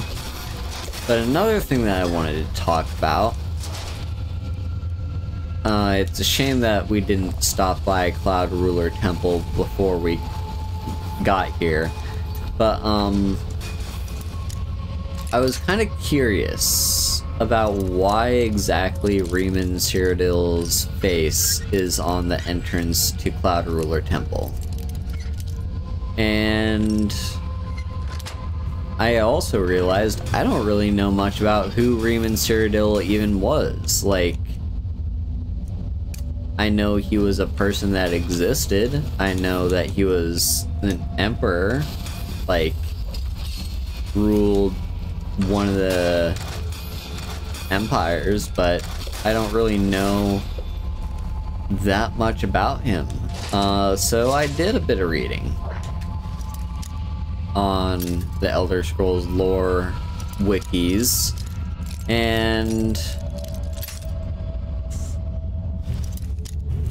he's a fascinating history. So most people are familiar with Tiber Septim.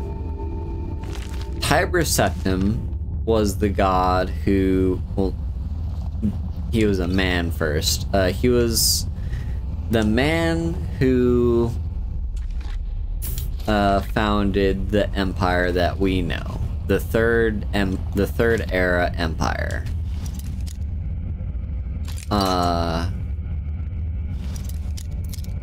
Like, he's the one that kind of started the third era.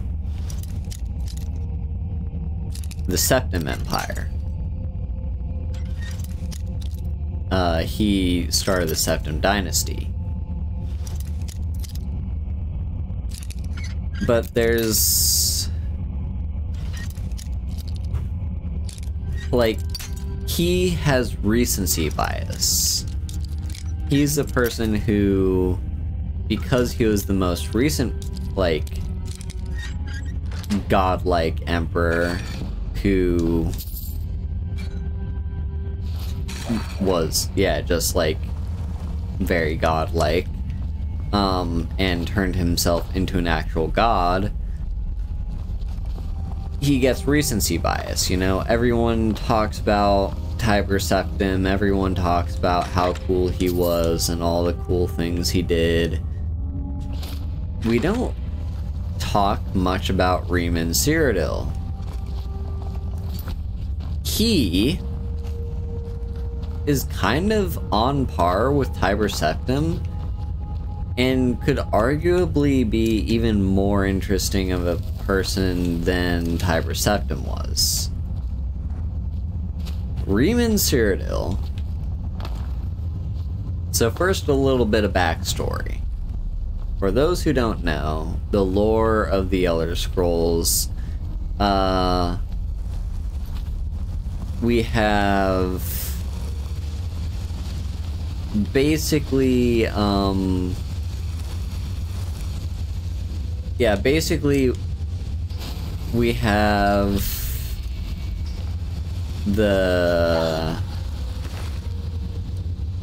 here is one of the hired people.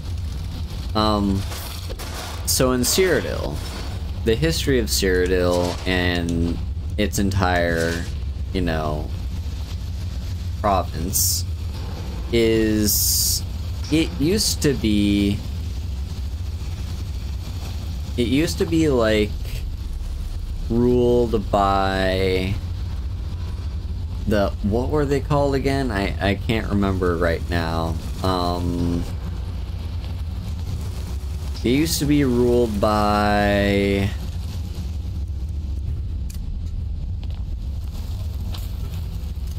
Fuck, the name is escaping me. It's the group where all the Welkin stones and stuff that we're seeing right now all came from. Seriously. What were they called?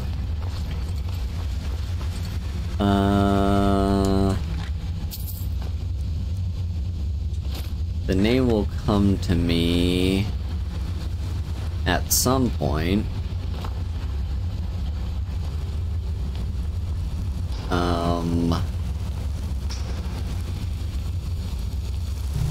It's not the old mirror, it's...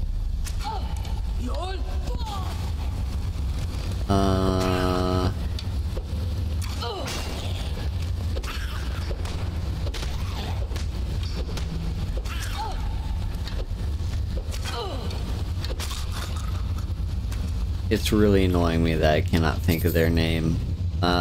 Seriously, what's the name of that group?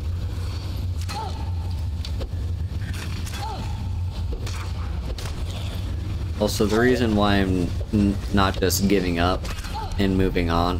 What's with your hitbox, dude? The reason I'm not just giving up and moving on with my history lesson, well, lore history, I guess, is because apparently it's like good for your brain or something to like try and recall names that you forget, or try and recall words that escape you. So that's what I'm doing right now, is I'm just like doing my best to recall.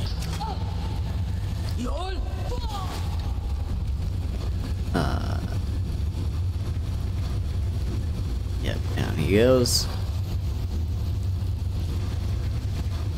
Yeah, what were they called?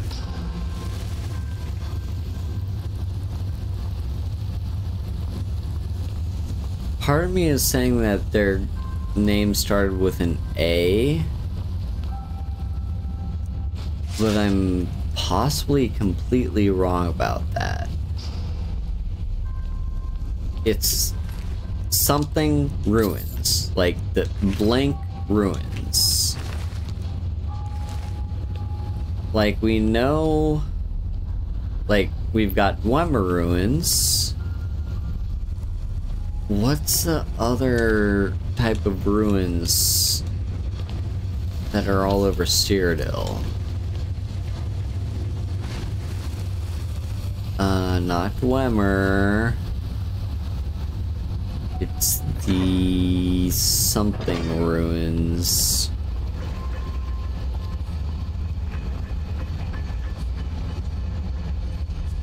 Fuck, what were they called?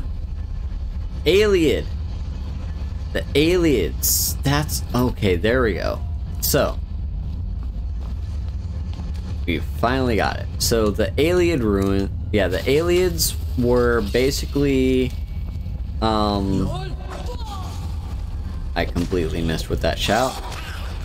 The Aliads were essentially, like, elves. So the elves hail from, like, the Aldmer. The predecessors to the Altmer. The Aliads were kind of, like, they branched off from the Aldmer and left Somerset Isles and came and colonized what is now today known as Cyrodiil. And they had their own empire, and basically, yeah, like, they had an empire, and they enslaved humans.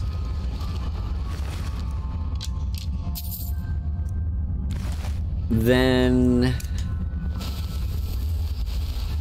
we get into the next bit of lore. There's apparently an alchemy lab right here. I'm not seeing it. I'm not sure what you're talking about, game, but that is not an alchemy lab. I will, however, take that butterfly wing.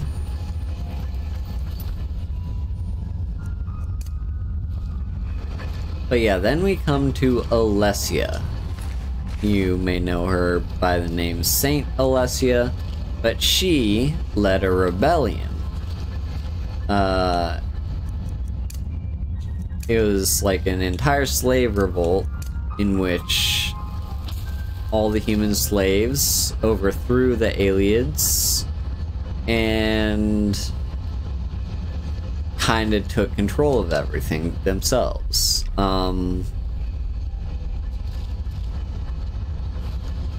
It wasn't so black and white as them completely overthrowing the Aliens. They did take control of the region, but like they left some alien lords in charge of like various regions that just like they were vassalized by Alessia or whoever the emperor was or king was. I can't remember. And I believe so this bit of lore I could be getting wrong, so keep that in mind. Hellenal Whitestrike was... he was one of the figures who, like...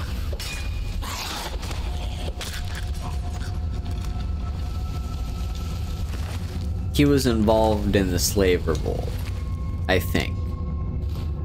I do know, just in general, that he was a very significant character to Elder Scrolls history.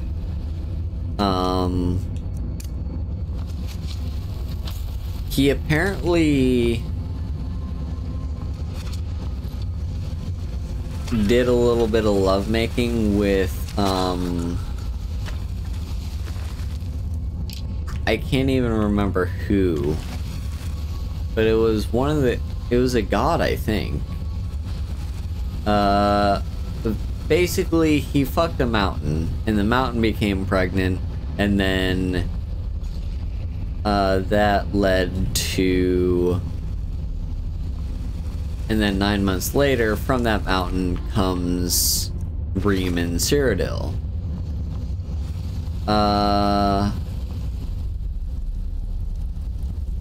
Yeah. Hello, Jeremy.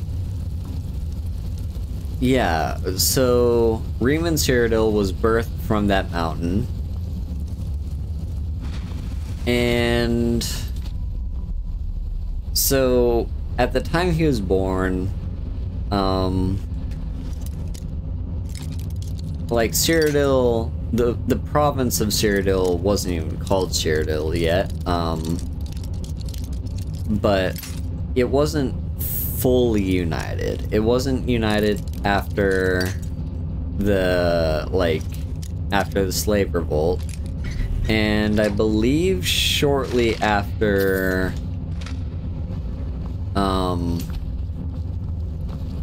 yeah, and I believe there was, like, some civil unrest, and so some lords in, I believe, the western region kind of rose up in a coup to overthrow whoever the present emperor was at the time, or not emperor, but like king of the region. Alright, we've got some tough foam right here, so we gotta be careful. Oh yeah, let's use some potions. We can resist cold, some ice wraith essence, and then let's also use... Sure, we'll use extreme healing.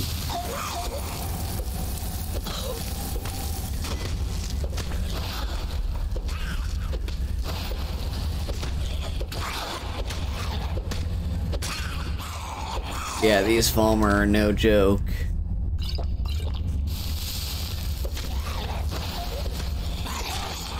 Alright, there's the Shadow Master down. Now it's just the Night Prowler.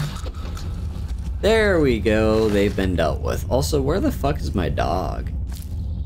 I just realized my dog has been missing for a while. Not that I'm complaining. He doesn't help in any of the fights. He just gets in the way.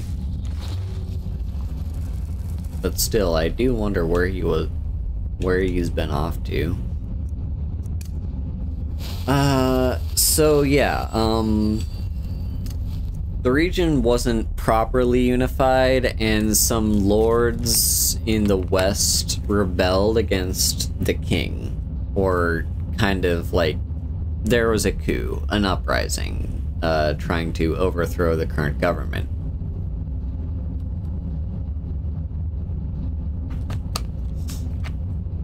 Riemann Cyrodiil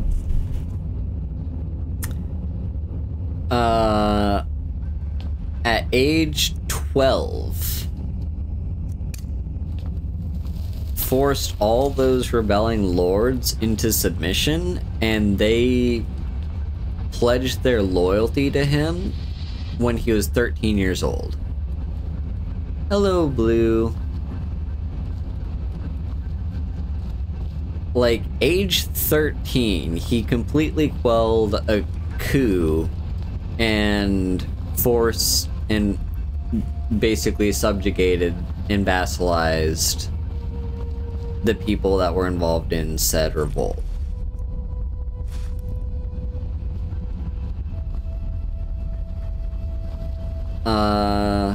So that's the thing that happened.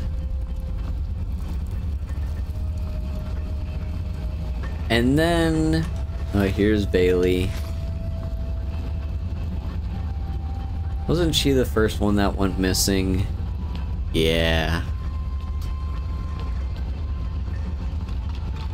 So yeah, like, we've got this, so that's what he did. And then, over time, here I'm gonna admit that I don't actually know the order of events off the top of my head. But there were two significant events during his reign. The first event of significance was him basically unifying the entire region, because at the time, this is the second era that we're talking about. For reference, Skyrim is set in the third era.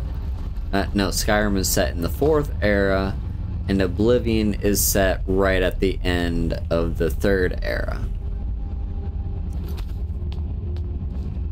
This is the second era, so like way earlier than all of this.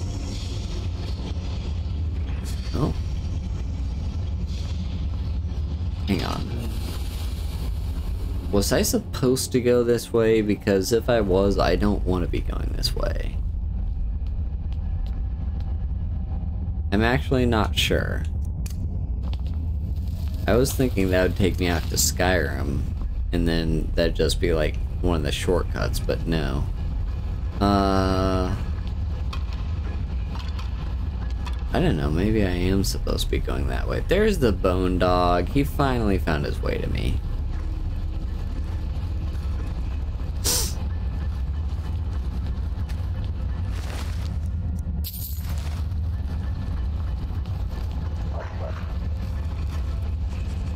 So... But yeah, during this time in the Second Era, you know that land far, far off to the east, Akavir? The place that everyone's like, oh, they should set an Elder Scrolls game in Akavir. That'd be so cool if they did that, wouldn't it? And to that I have to say, yes, it would be cool if they did that. No, it's never gonna happen.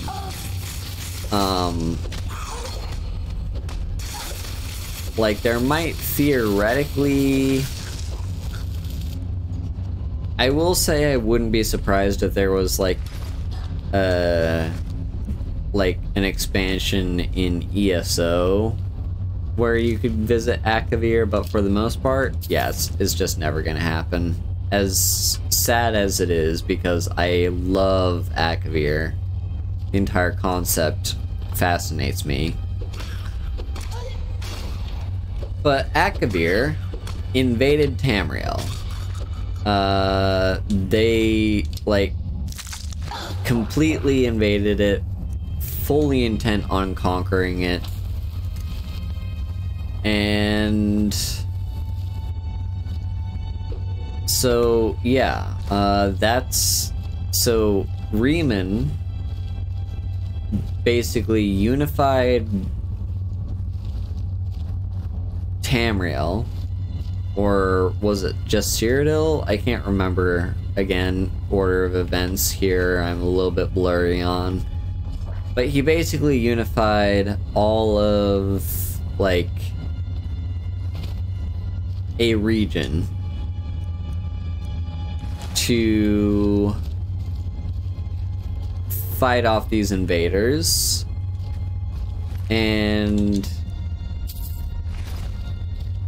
yeah, he did so very successfully. And during one of these invasions, and like at the end of the invasion, he basically had them cornered. Right, I think this was... I think at this time he had already made his empire, I think. I think he'd already, like, conquered a significant portion of, like,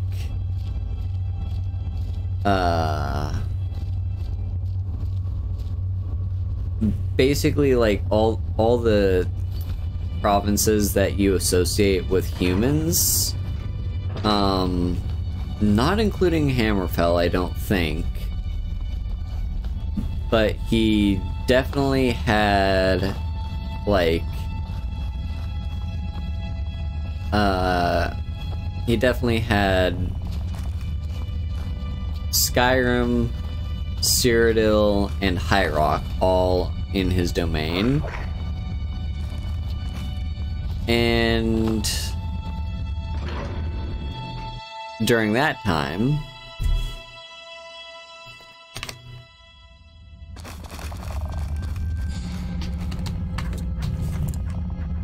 he tried to conquer Morrowind, but he didn't do so successfully. They were able to fend off his invasion pretty well. Same with Black Marsh. Both those regions were able to resist his colonization. Or his conquest, I guess. Not really colonization. But yeah,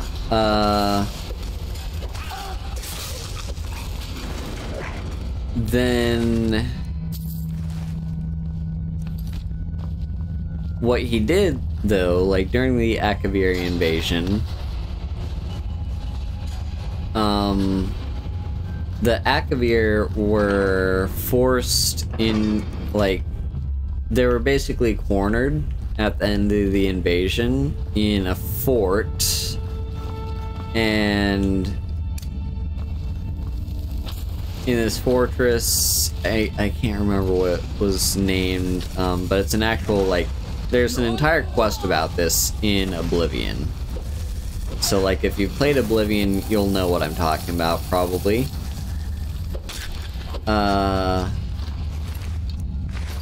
But yeah, like, he had this, fortress.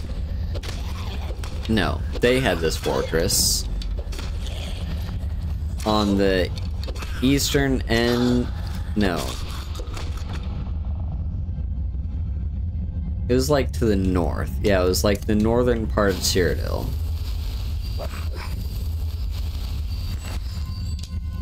Hello again, Ian.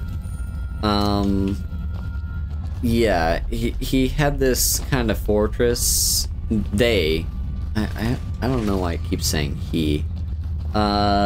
They had this fortress, and Riemann was preparing his army to assault the fortress.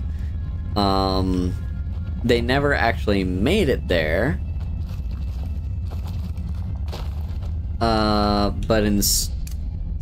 But instead they had a skirmish out in the open with the remaining Akaviri forces, during which time the Dark Elves of Morrowind, were they Dark Elves yet? I think they were Dark Elves. Because it's entirely possible that they were still the Chimer,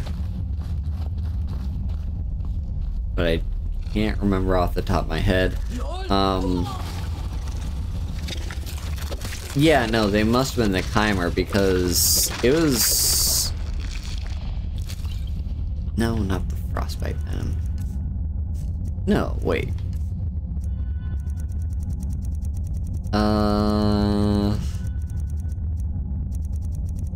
Where's F? Here it is.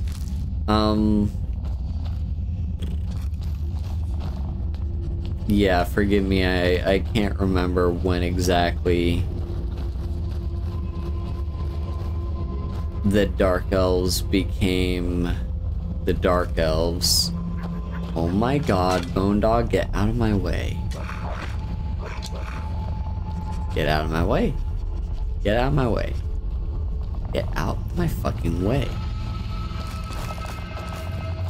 Get out of my way. You stupid, useless piece of shit. Yeah,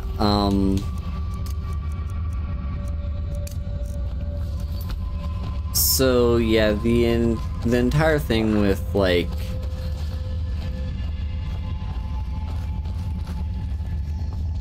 Point being, they cut off the supplies of the Akaviri invaders, and they surrendered.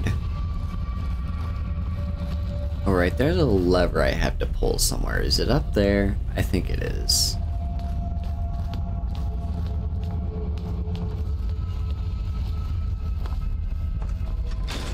Yep, there we go. So the Akavir surrendered, and the Akaviri surrendered, and that was that. Oh, here's a Centurion. We got a big fight going.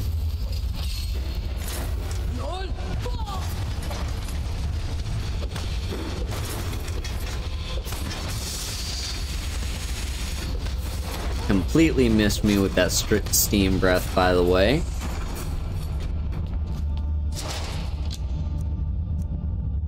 Nice. Took out a Centurion.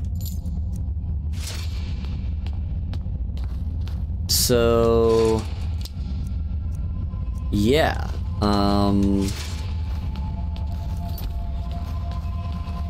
Basically, yeah, he unified all of Tamriel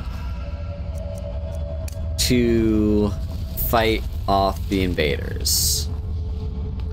I will say, with the formation of his empire, he did successfully conquer, like, his entire deal, basically.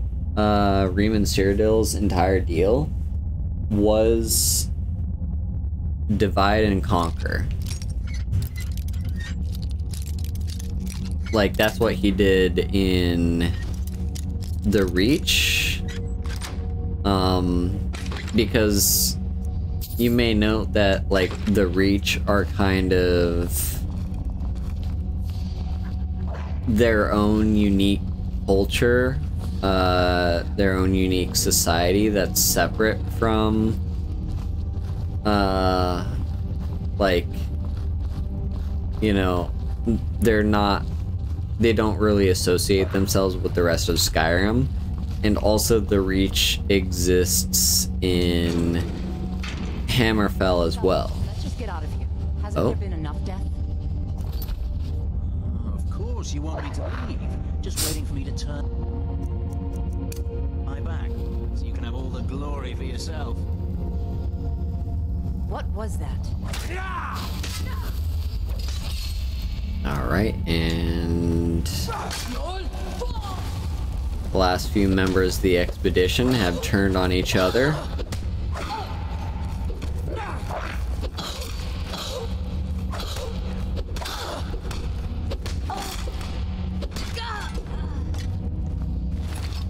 No, what did I just take? It was probably something shitty, wasn't it? Yep, it was. However, we do get the Targe of the Blooded. When bashing does 3 points of bleed damage for 5 seconds. It looks decent, it's unique, but it's also trash. Like, it's not a good item at all. Where's the other person, by the way? Ooh, look at this glass battle axe of harvesting. Itadakimasu.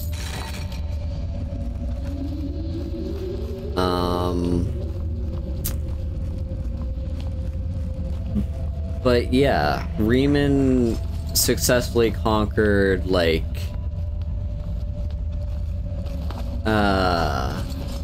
Enough! Wow, you've actually given up. Interesting.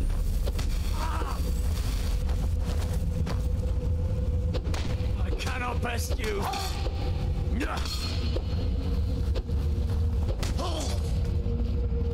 Well, down you go.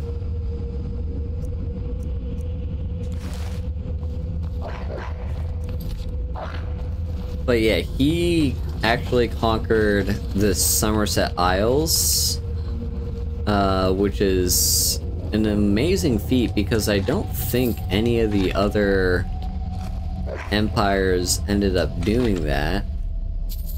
At least I don't think they did. But yeah, with what he did with the Reach was basically he split up the Reach between, like, he was the one that drew the line between Skyrim and Cyrodiil. No, not Skyrim and Cyrodiil. Skyrim and High Rock, to ensure that the Reachmen couldn't unify against him. So he really did the... Alright, have a good night, Blue Hope. Yeah, he was basically the one who did the whole, like, let's conquer, like, yeah, he was the one that did that.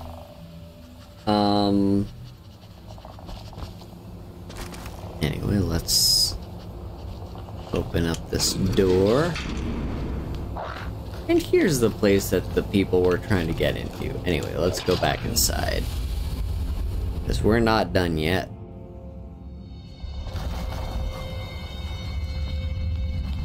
So, yeah, there's another thing too. is when he conquered Valenwood, again, he used the divide and conquer tactic.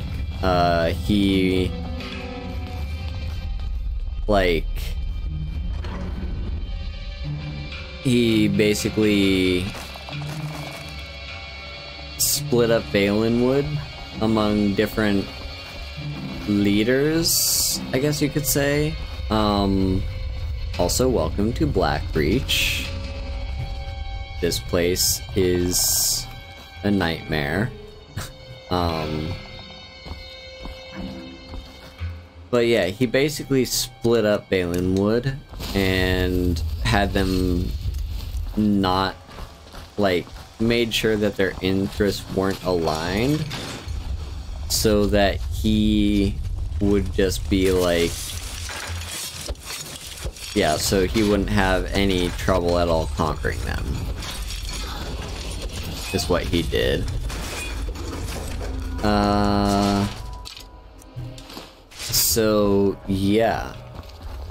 And then once Riemann Cyrodiil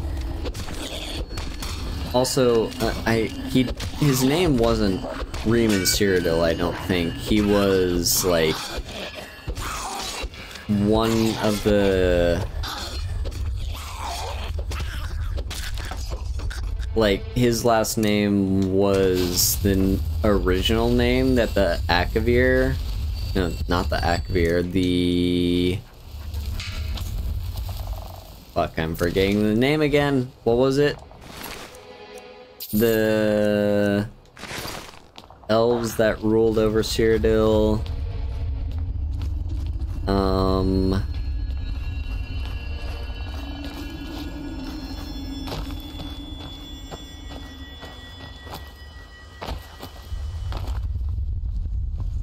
God, I'm forgetting the name. This is literally going to kill me that I cannot think of their name. Well, hey, that's not something you see every day. What? Just an Imperial courier found his way into fucking Blackreach. I mean, good on you, I suppose. It's not a bad network system to have underground to deliver messages to each other without getting intercepted, but fucking hell, that's ballsy.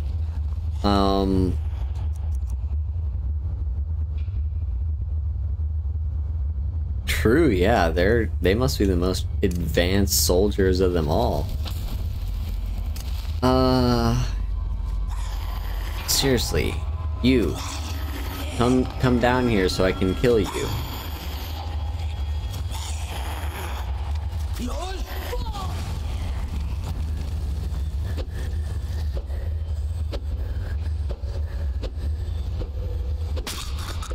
There you are.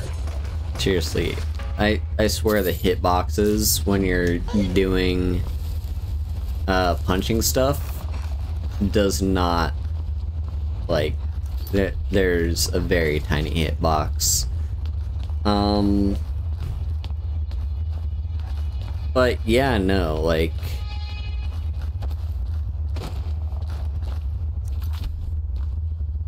Riemann was pretty crazy, and back in his day, he was revered as, he actually was a god that people worshipped. Not in the same way that Tiber Septim became a god.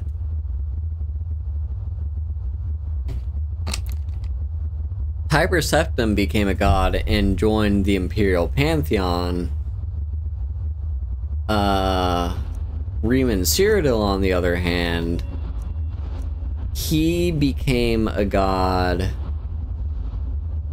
Yeah, let's take conditioning. That'll be very useful, actually. Now we can move a lot faster. So, yeah, he was basically... Is that Filled Lesser Soul? I think it might be.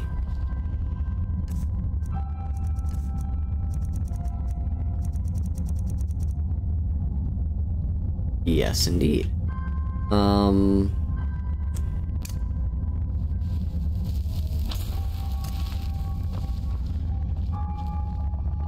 But yeah, like, he was properly revered and everything.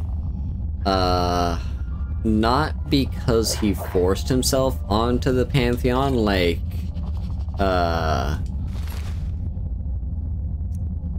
what's his name?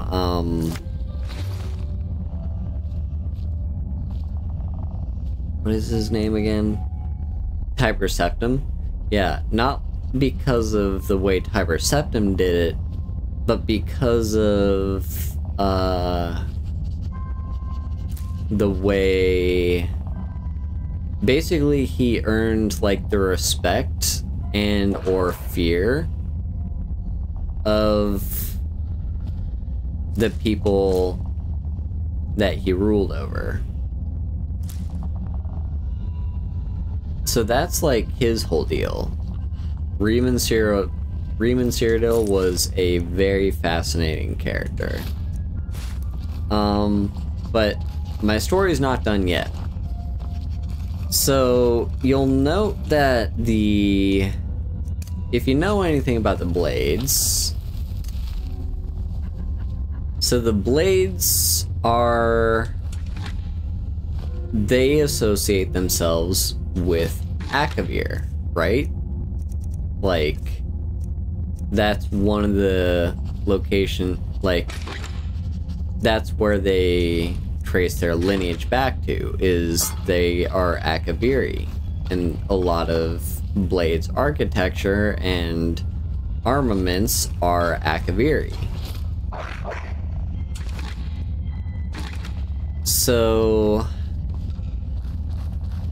basically, when Riemann conquered,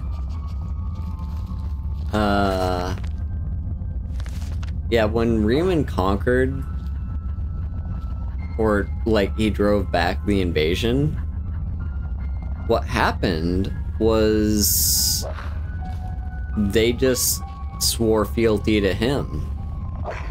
And so the Akaviri invaders ended up just being like, okay, you know what, you are clearly superior, we're going to swear fealty to you and become, yeah. And that's where the blades come from. Like, they trace their lineage back to the first Akaviri that served the Emperor. Keep in mind, this is the Second Empire, not the Septim Empire, the Second Empire. But that is where the blades come from. Anyway, there's this guy, Sindarian, and I believe he was a character in Oblivion. I can't say that for certain, but I think he was. And here is the start of one of the most annoying quests ever. Sindarian's Field Journal. It's one of the most annoying fetch quests out there. So, I've spent a large portion of my life unraveling the mystery of the Nirnroot, and yet I still feel unfulfilled. The thrilling sound this strange herb emits seems to taunt me, to push me even harder to discover its secrets. Even after a generous and indomitable traveler became a field collector in my stead and provided me with 5 score of the Nirnroot, I was only able to muster what I consider a mediocre alchemical creation at best. This only served to strengthen my hunger and whet my appetite for the solution. By the way, the person he's mentioning there is the main character in Oblivion. It wasn't until over 50 years later that the answer to my prayers was carried into my basement workshop at the Westfield Inn. The first thing I heard was the familiar tone, that unmistakable warble unique to the Nirnroot. But when I turned around, my heart leapt and a chill ran down my spine. This was indeed a Nirnroot, but a variety the likes of which I have never seen. The herb was awash in a spectral array of red hues, each leaf seemingly emblazoned with innumerable variations of crimson. I couldn't move. I was completely transfixed. Never in my wildest dreams could I have imagined a species of Nirnroot with such a unique property. After an awkward silence, I finally managed to stammer out a few questions to the traveler who'd brought me this treasure. He told me the name was Obeth Arnesian, a treasure seeker from Skyrim.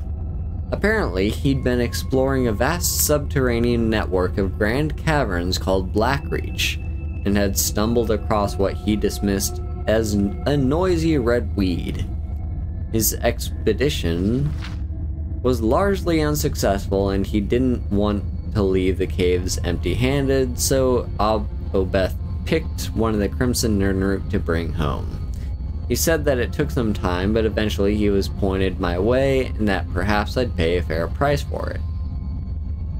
Before I could gather my wits and ask anything else, Obeth offered to sell me the Crimson Nirnroot sample, a map showing me how to find Blackreach, and the strange key needed to breach its outer defenses.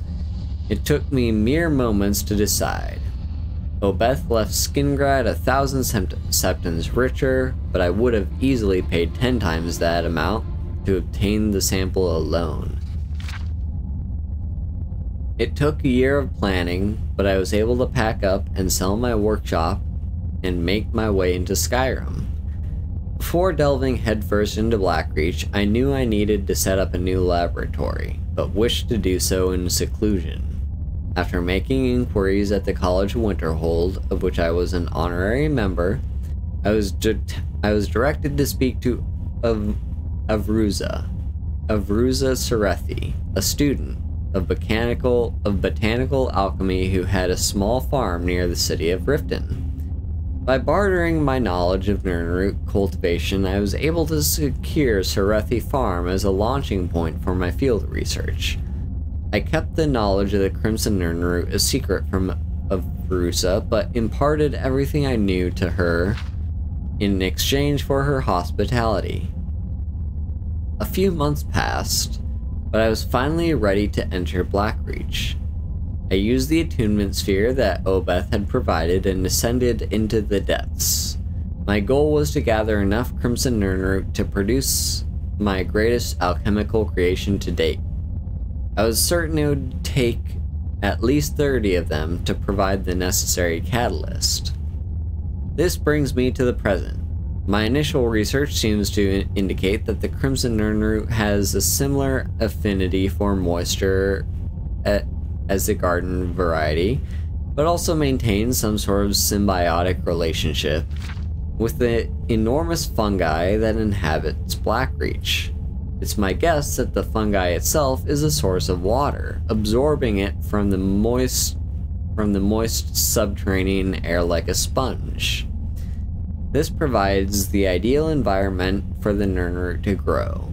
Unfortunately, the Crimson Nirnroot appears to have a vastly shortened lifespan, and they are in no way plentiful down here. Gathering 30 of them will be quite the challenge, but hopefully the denizens of Blackreach will allow me to gather my samples unhindered. And it seems as though he was not. He was killed. But yeah, welcome to Blackreach, and welcome to one of the most annoying quests in all of Skyrim.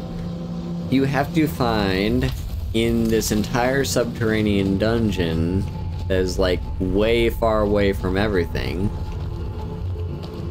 30 fucking Crimson Nirnroots. And the game does not give you any quest markers for them, which, like, you know, like, as far as quest markers go, there's like I have an odd relationship with them. I think they are overused in situations where they should not be used, but I also think that they are underused in situations where I would like them to be used. So, like, people hate the quest markers in Skyrim, and I get that. Like, I get the problems with the game basically holding your hand and everything, and telling you exactly where everything is without you having to, like, go out of your way to look for it. That said, I personally wouldn't mind just, like, straight up, like, having a quest marker telling me where all these 30 Crimson Urn roots are, because, like, I can come up with examples of situations where I wouldn't mind them not having a quest marker, and me actually having to, like, use my knowledge to search.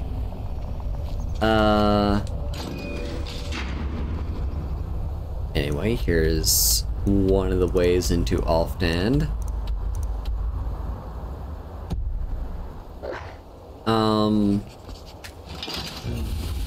Like, yeah, I personally wouldn't mind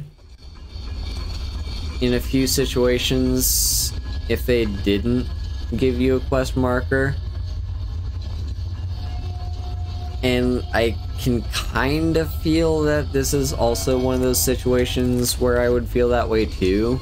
Hang on, is Blisterwort an ingredient? Yes, it is. Restore health. Like, yeah, I can kind of get the vibe for it.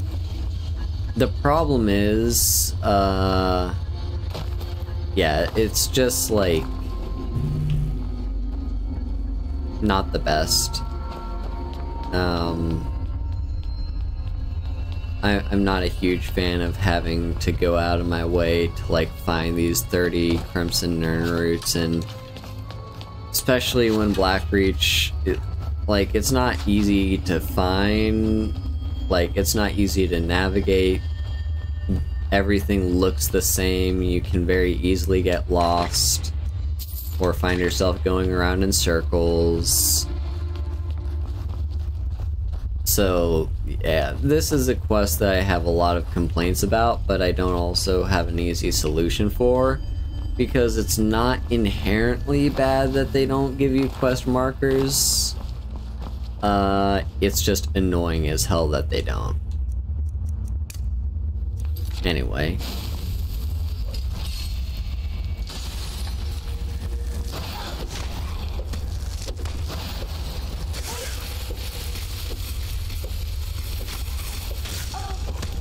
There you go. Also, I think we will be wrapping up the stream here soon. Just a little bit, because it's, like,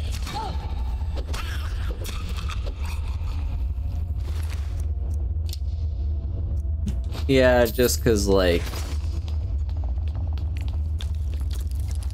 I don't know, we've just made it to Blackreach, and there's a lot down here. Like, Blackreach is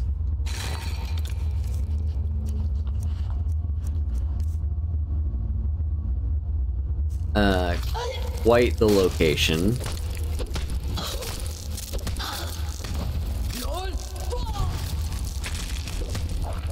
And it's very big and has a lot of fucking stuff in it. I don't even think we'll be exploring everything that there is to see, because, like, in the central location of Blackreach. Let's see if I can't find it.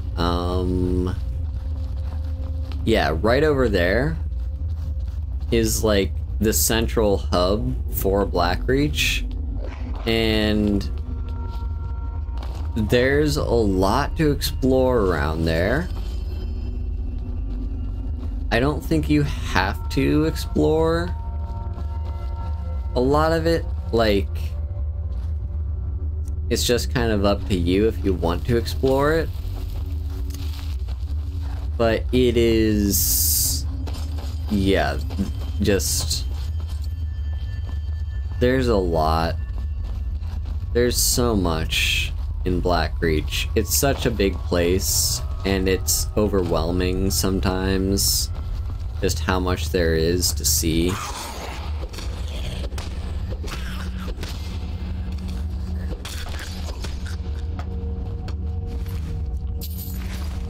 So that's why I'm thinking, as far as Blackreach goes, we're not quite done yet. We will leave a big part of it for later. Ebony Mace of Winter, interesting. Also, you may notice that my carry capacity is not what it... well, my carry weight, I should say, is not what it was before. I was on the verge of hitting, like, 400, or I was, like, over 400, and now I'm way below that. And the reason is, it's because of that heavy armor perk that I took. It's, like, all heavy armor that you wear becomes... oh shit, this is a master. Yeah, all heavy armor that you wear becomes, like, weightless. It does not weigh anything in your inventory at all. Which, like, hell yeah.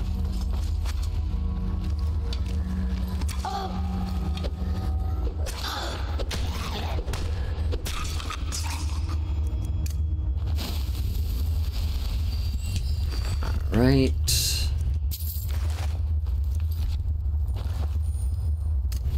But yeah, so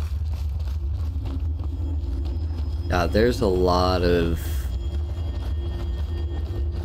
I'm gonna get lost, and I'm going to be circling back to areas that I've been to before. That's just a guarantee. We don't even have to do the Crimson Nirnroot quest. Like, nothing is forcing me to. I just want to. Like, I could just leave and then come back.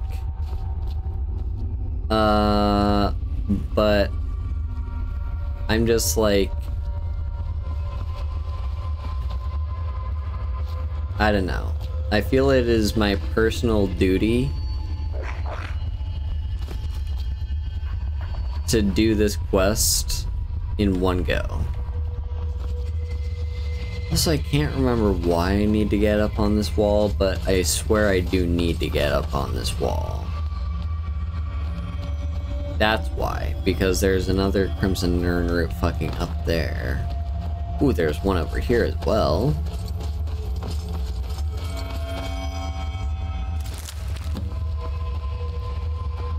Luckily, they do glow. The downside is they're not the only thing that glows down here. There's a lot of other stuff that glows in Blackreach.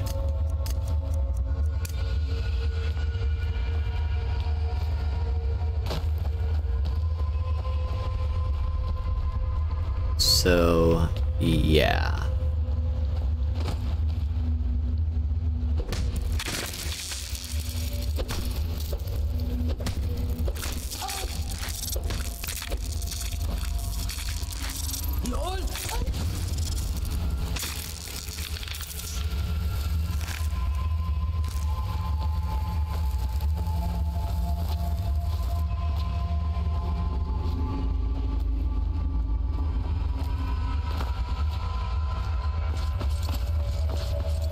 Come on, over here.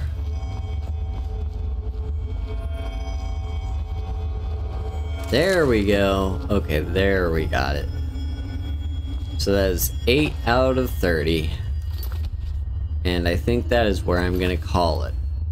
But before I do wrap up, I want to leave you all with one little thing. For everyone who's stayed this late into the stream, I'm gonna give you a little bit of a secret. Or not secret. A little thing. I did tweet about this as well, so if you saw this on Twitter, there you go.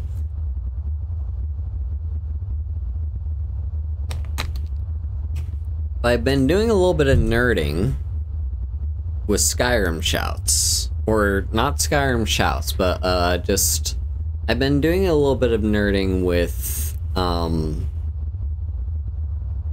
the dragon language. And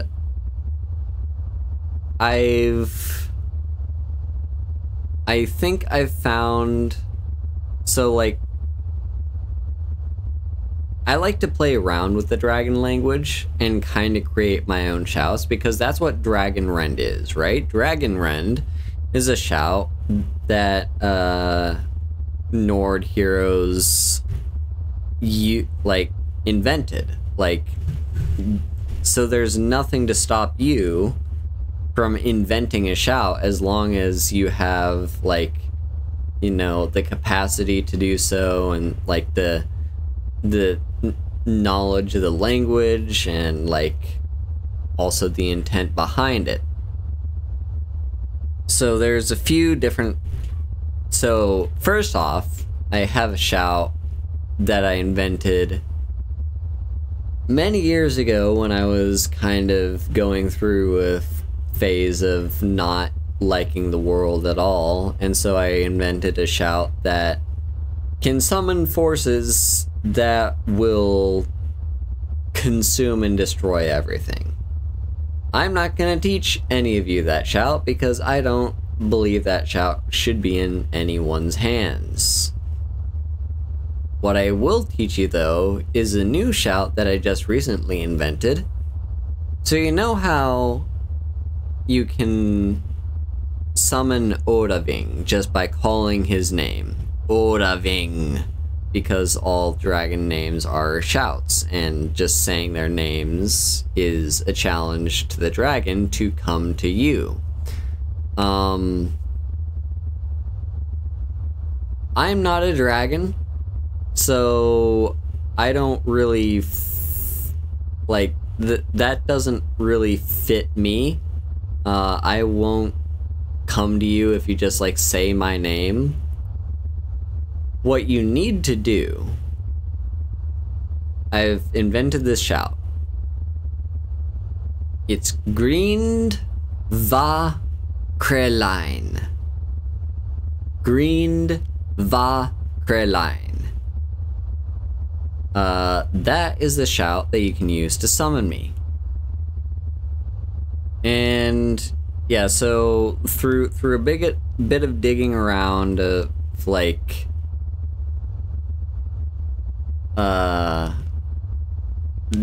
the Dovazul dictionary, grind is the word to like meet. It's the word that you use if you want to meet someone. Like, it expresses your desire to encounter. Va means spring. You learn it actually as you're learning the Clear Skies shout. Va is the second word to Clear Skies. It means spring. And Haru literally just means spring. So like, Va is my name in the dragon tongue. And then Kreline was one that I had to invent. I had to invent this word because this word does not exist in the Dragon Dictionary as far as I could tell. Kre is like ethereal, or like I think it was ethereal, but or obscure. I think it was obscure. Yeah, obscure. And line means world. Kreline, obscure world, because there was no word for haze. There was no word for mist. There was no word for, like, fog. There's a word for cloud. There's not a word for low cloud, but even if there was, I couldn't, like, I don't think that would exactly convey the exact meaning behind the word haze. The word haze isn't literally, like, the physical natural phenomena. Haze is supposed to mean like haziness, obscurity. So there you go. Green Dva Kreline is how you can summon me. And now with that said, now let's do the wrap up. Right here, you can find all my links in my card. That will tell you all the different places you can find me. I want to push you to go and follow my YouTube channel if you haven't already, because that's where I make other content that is not here. So yeah, go to my YouTube and subscribe to that if you will. And yeah, if you want to support me, you can do so by following me. You can do so by subscribing to me here on Twitch, or leaving a tip through Stream Elements. And who are we gonna raid? Probably Muppet, I think. But here is our raid message down here in the chat. And if you're subscribed to me, you can use that heart emote. So yeah, let's send a raid to Muppet, and thank you all so much for watching. I hope to see you next time. Bye bye.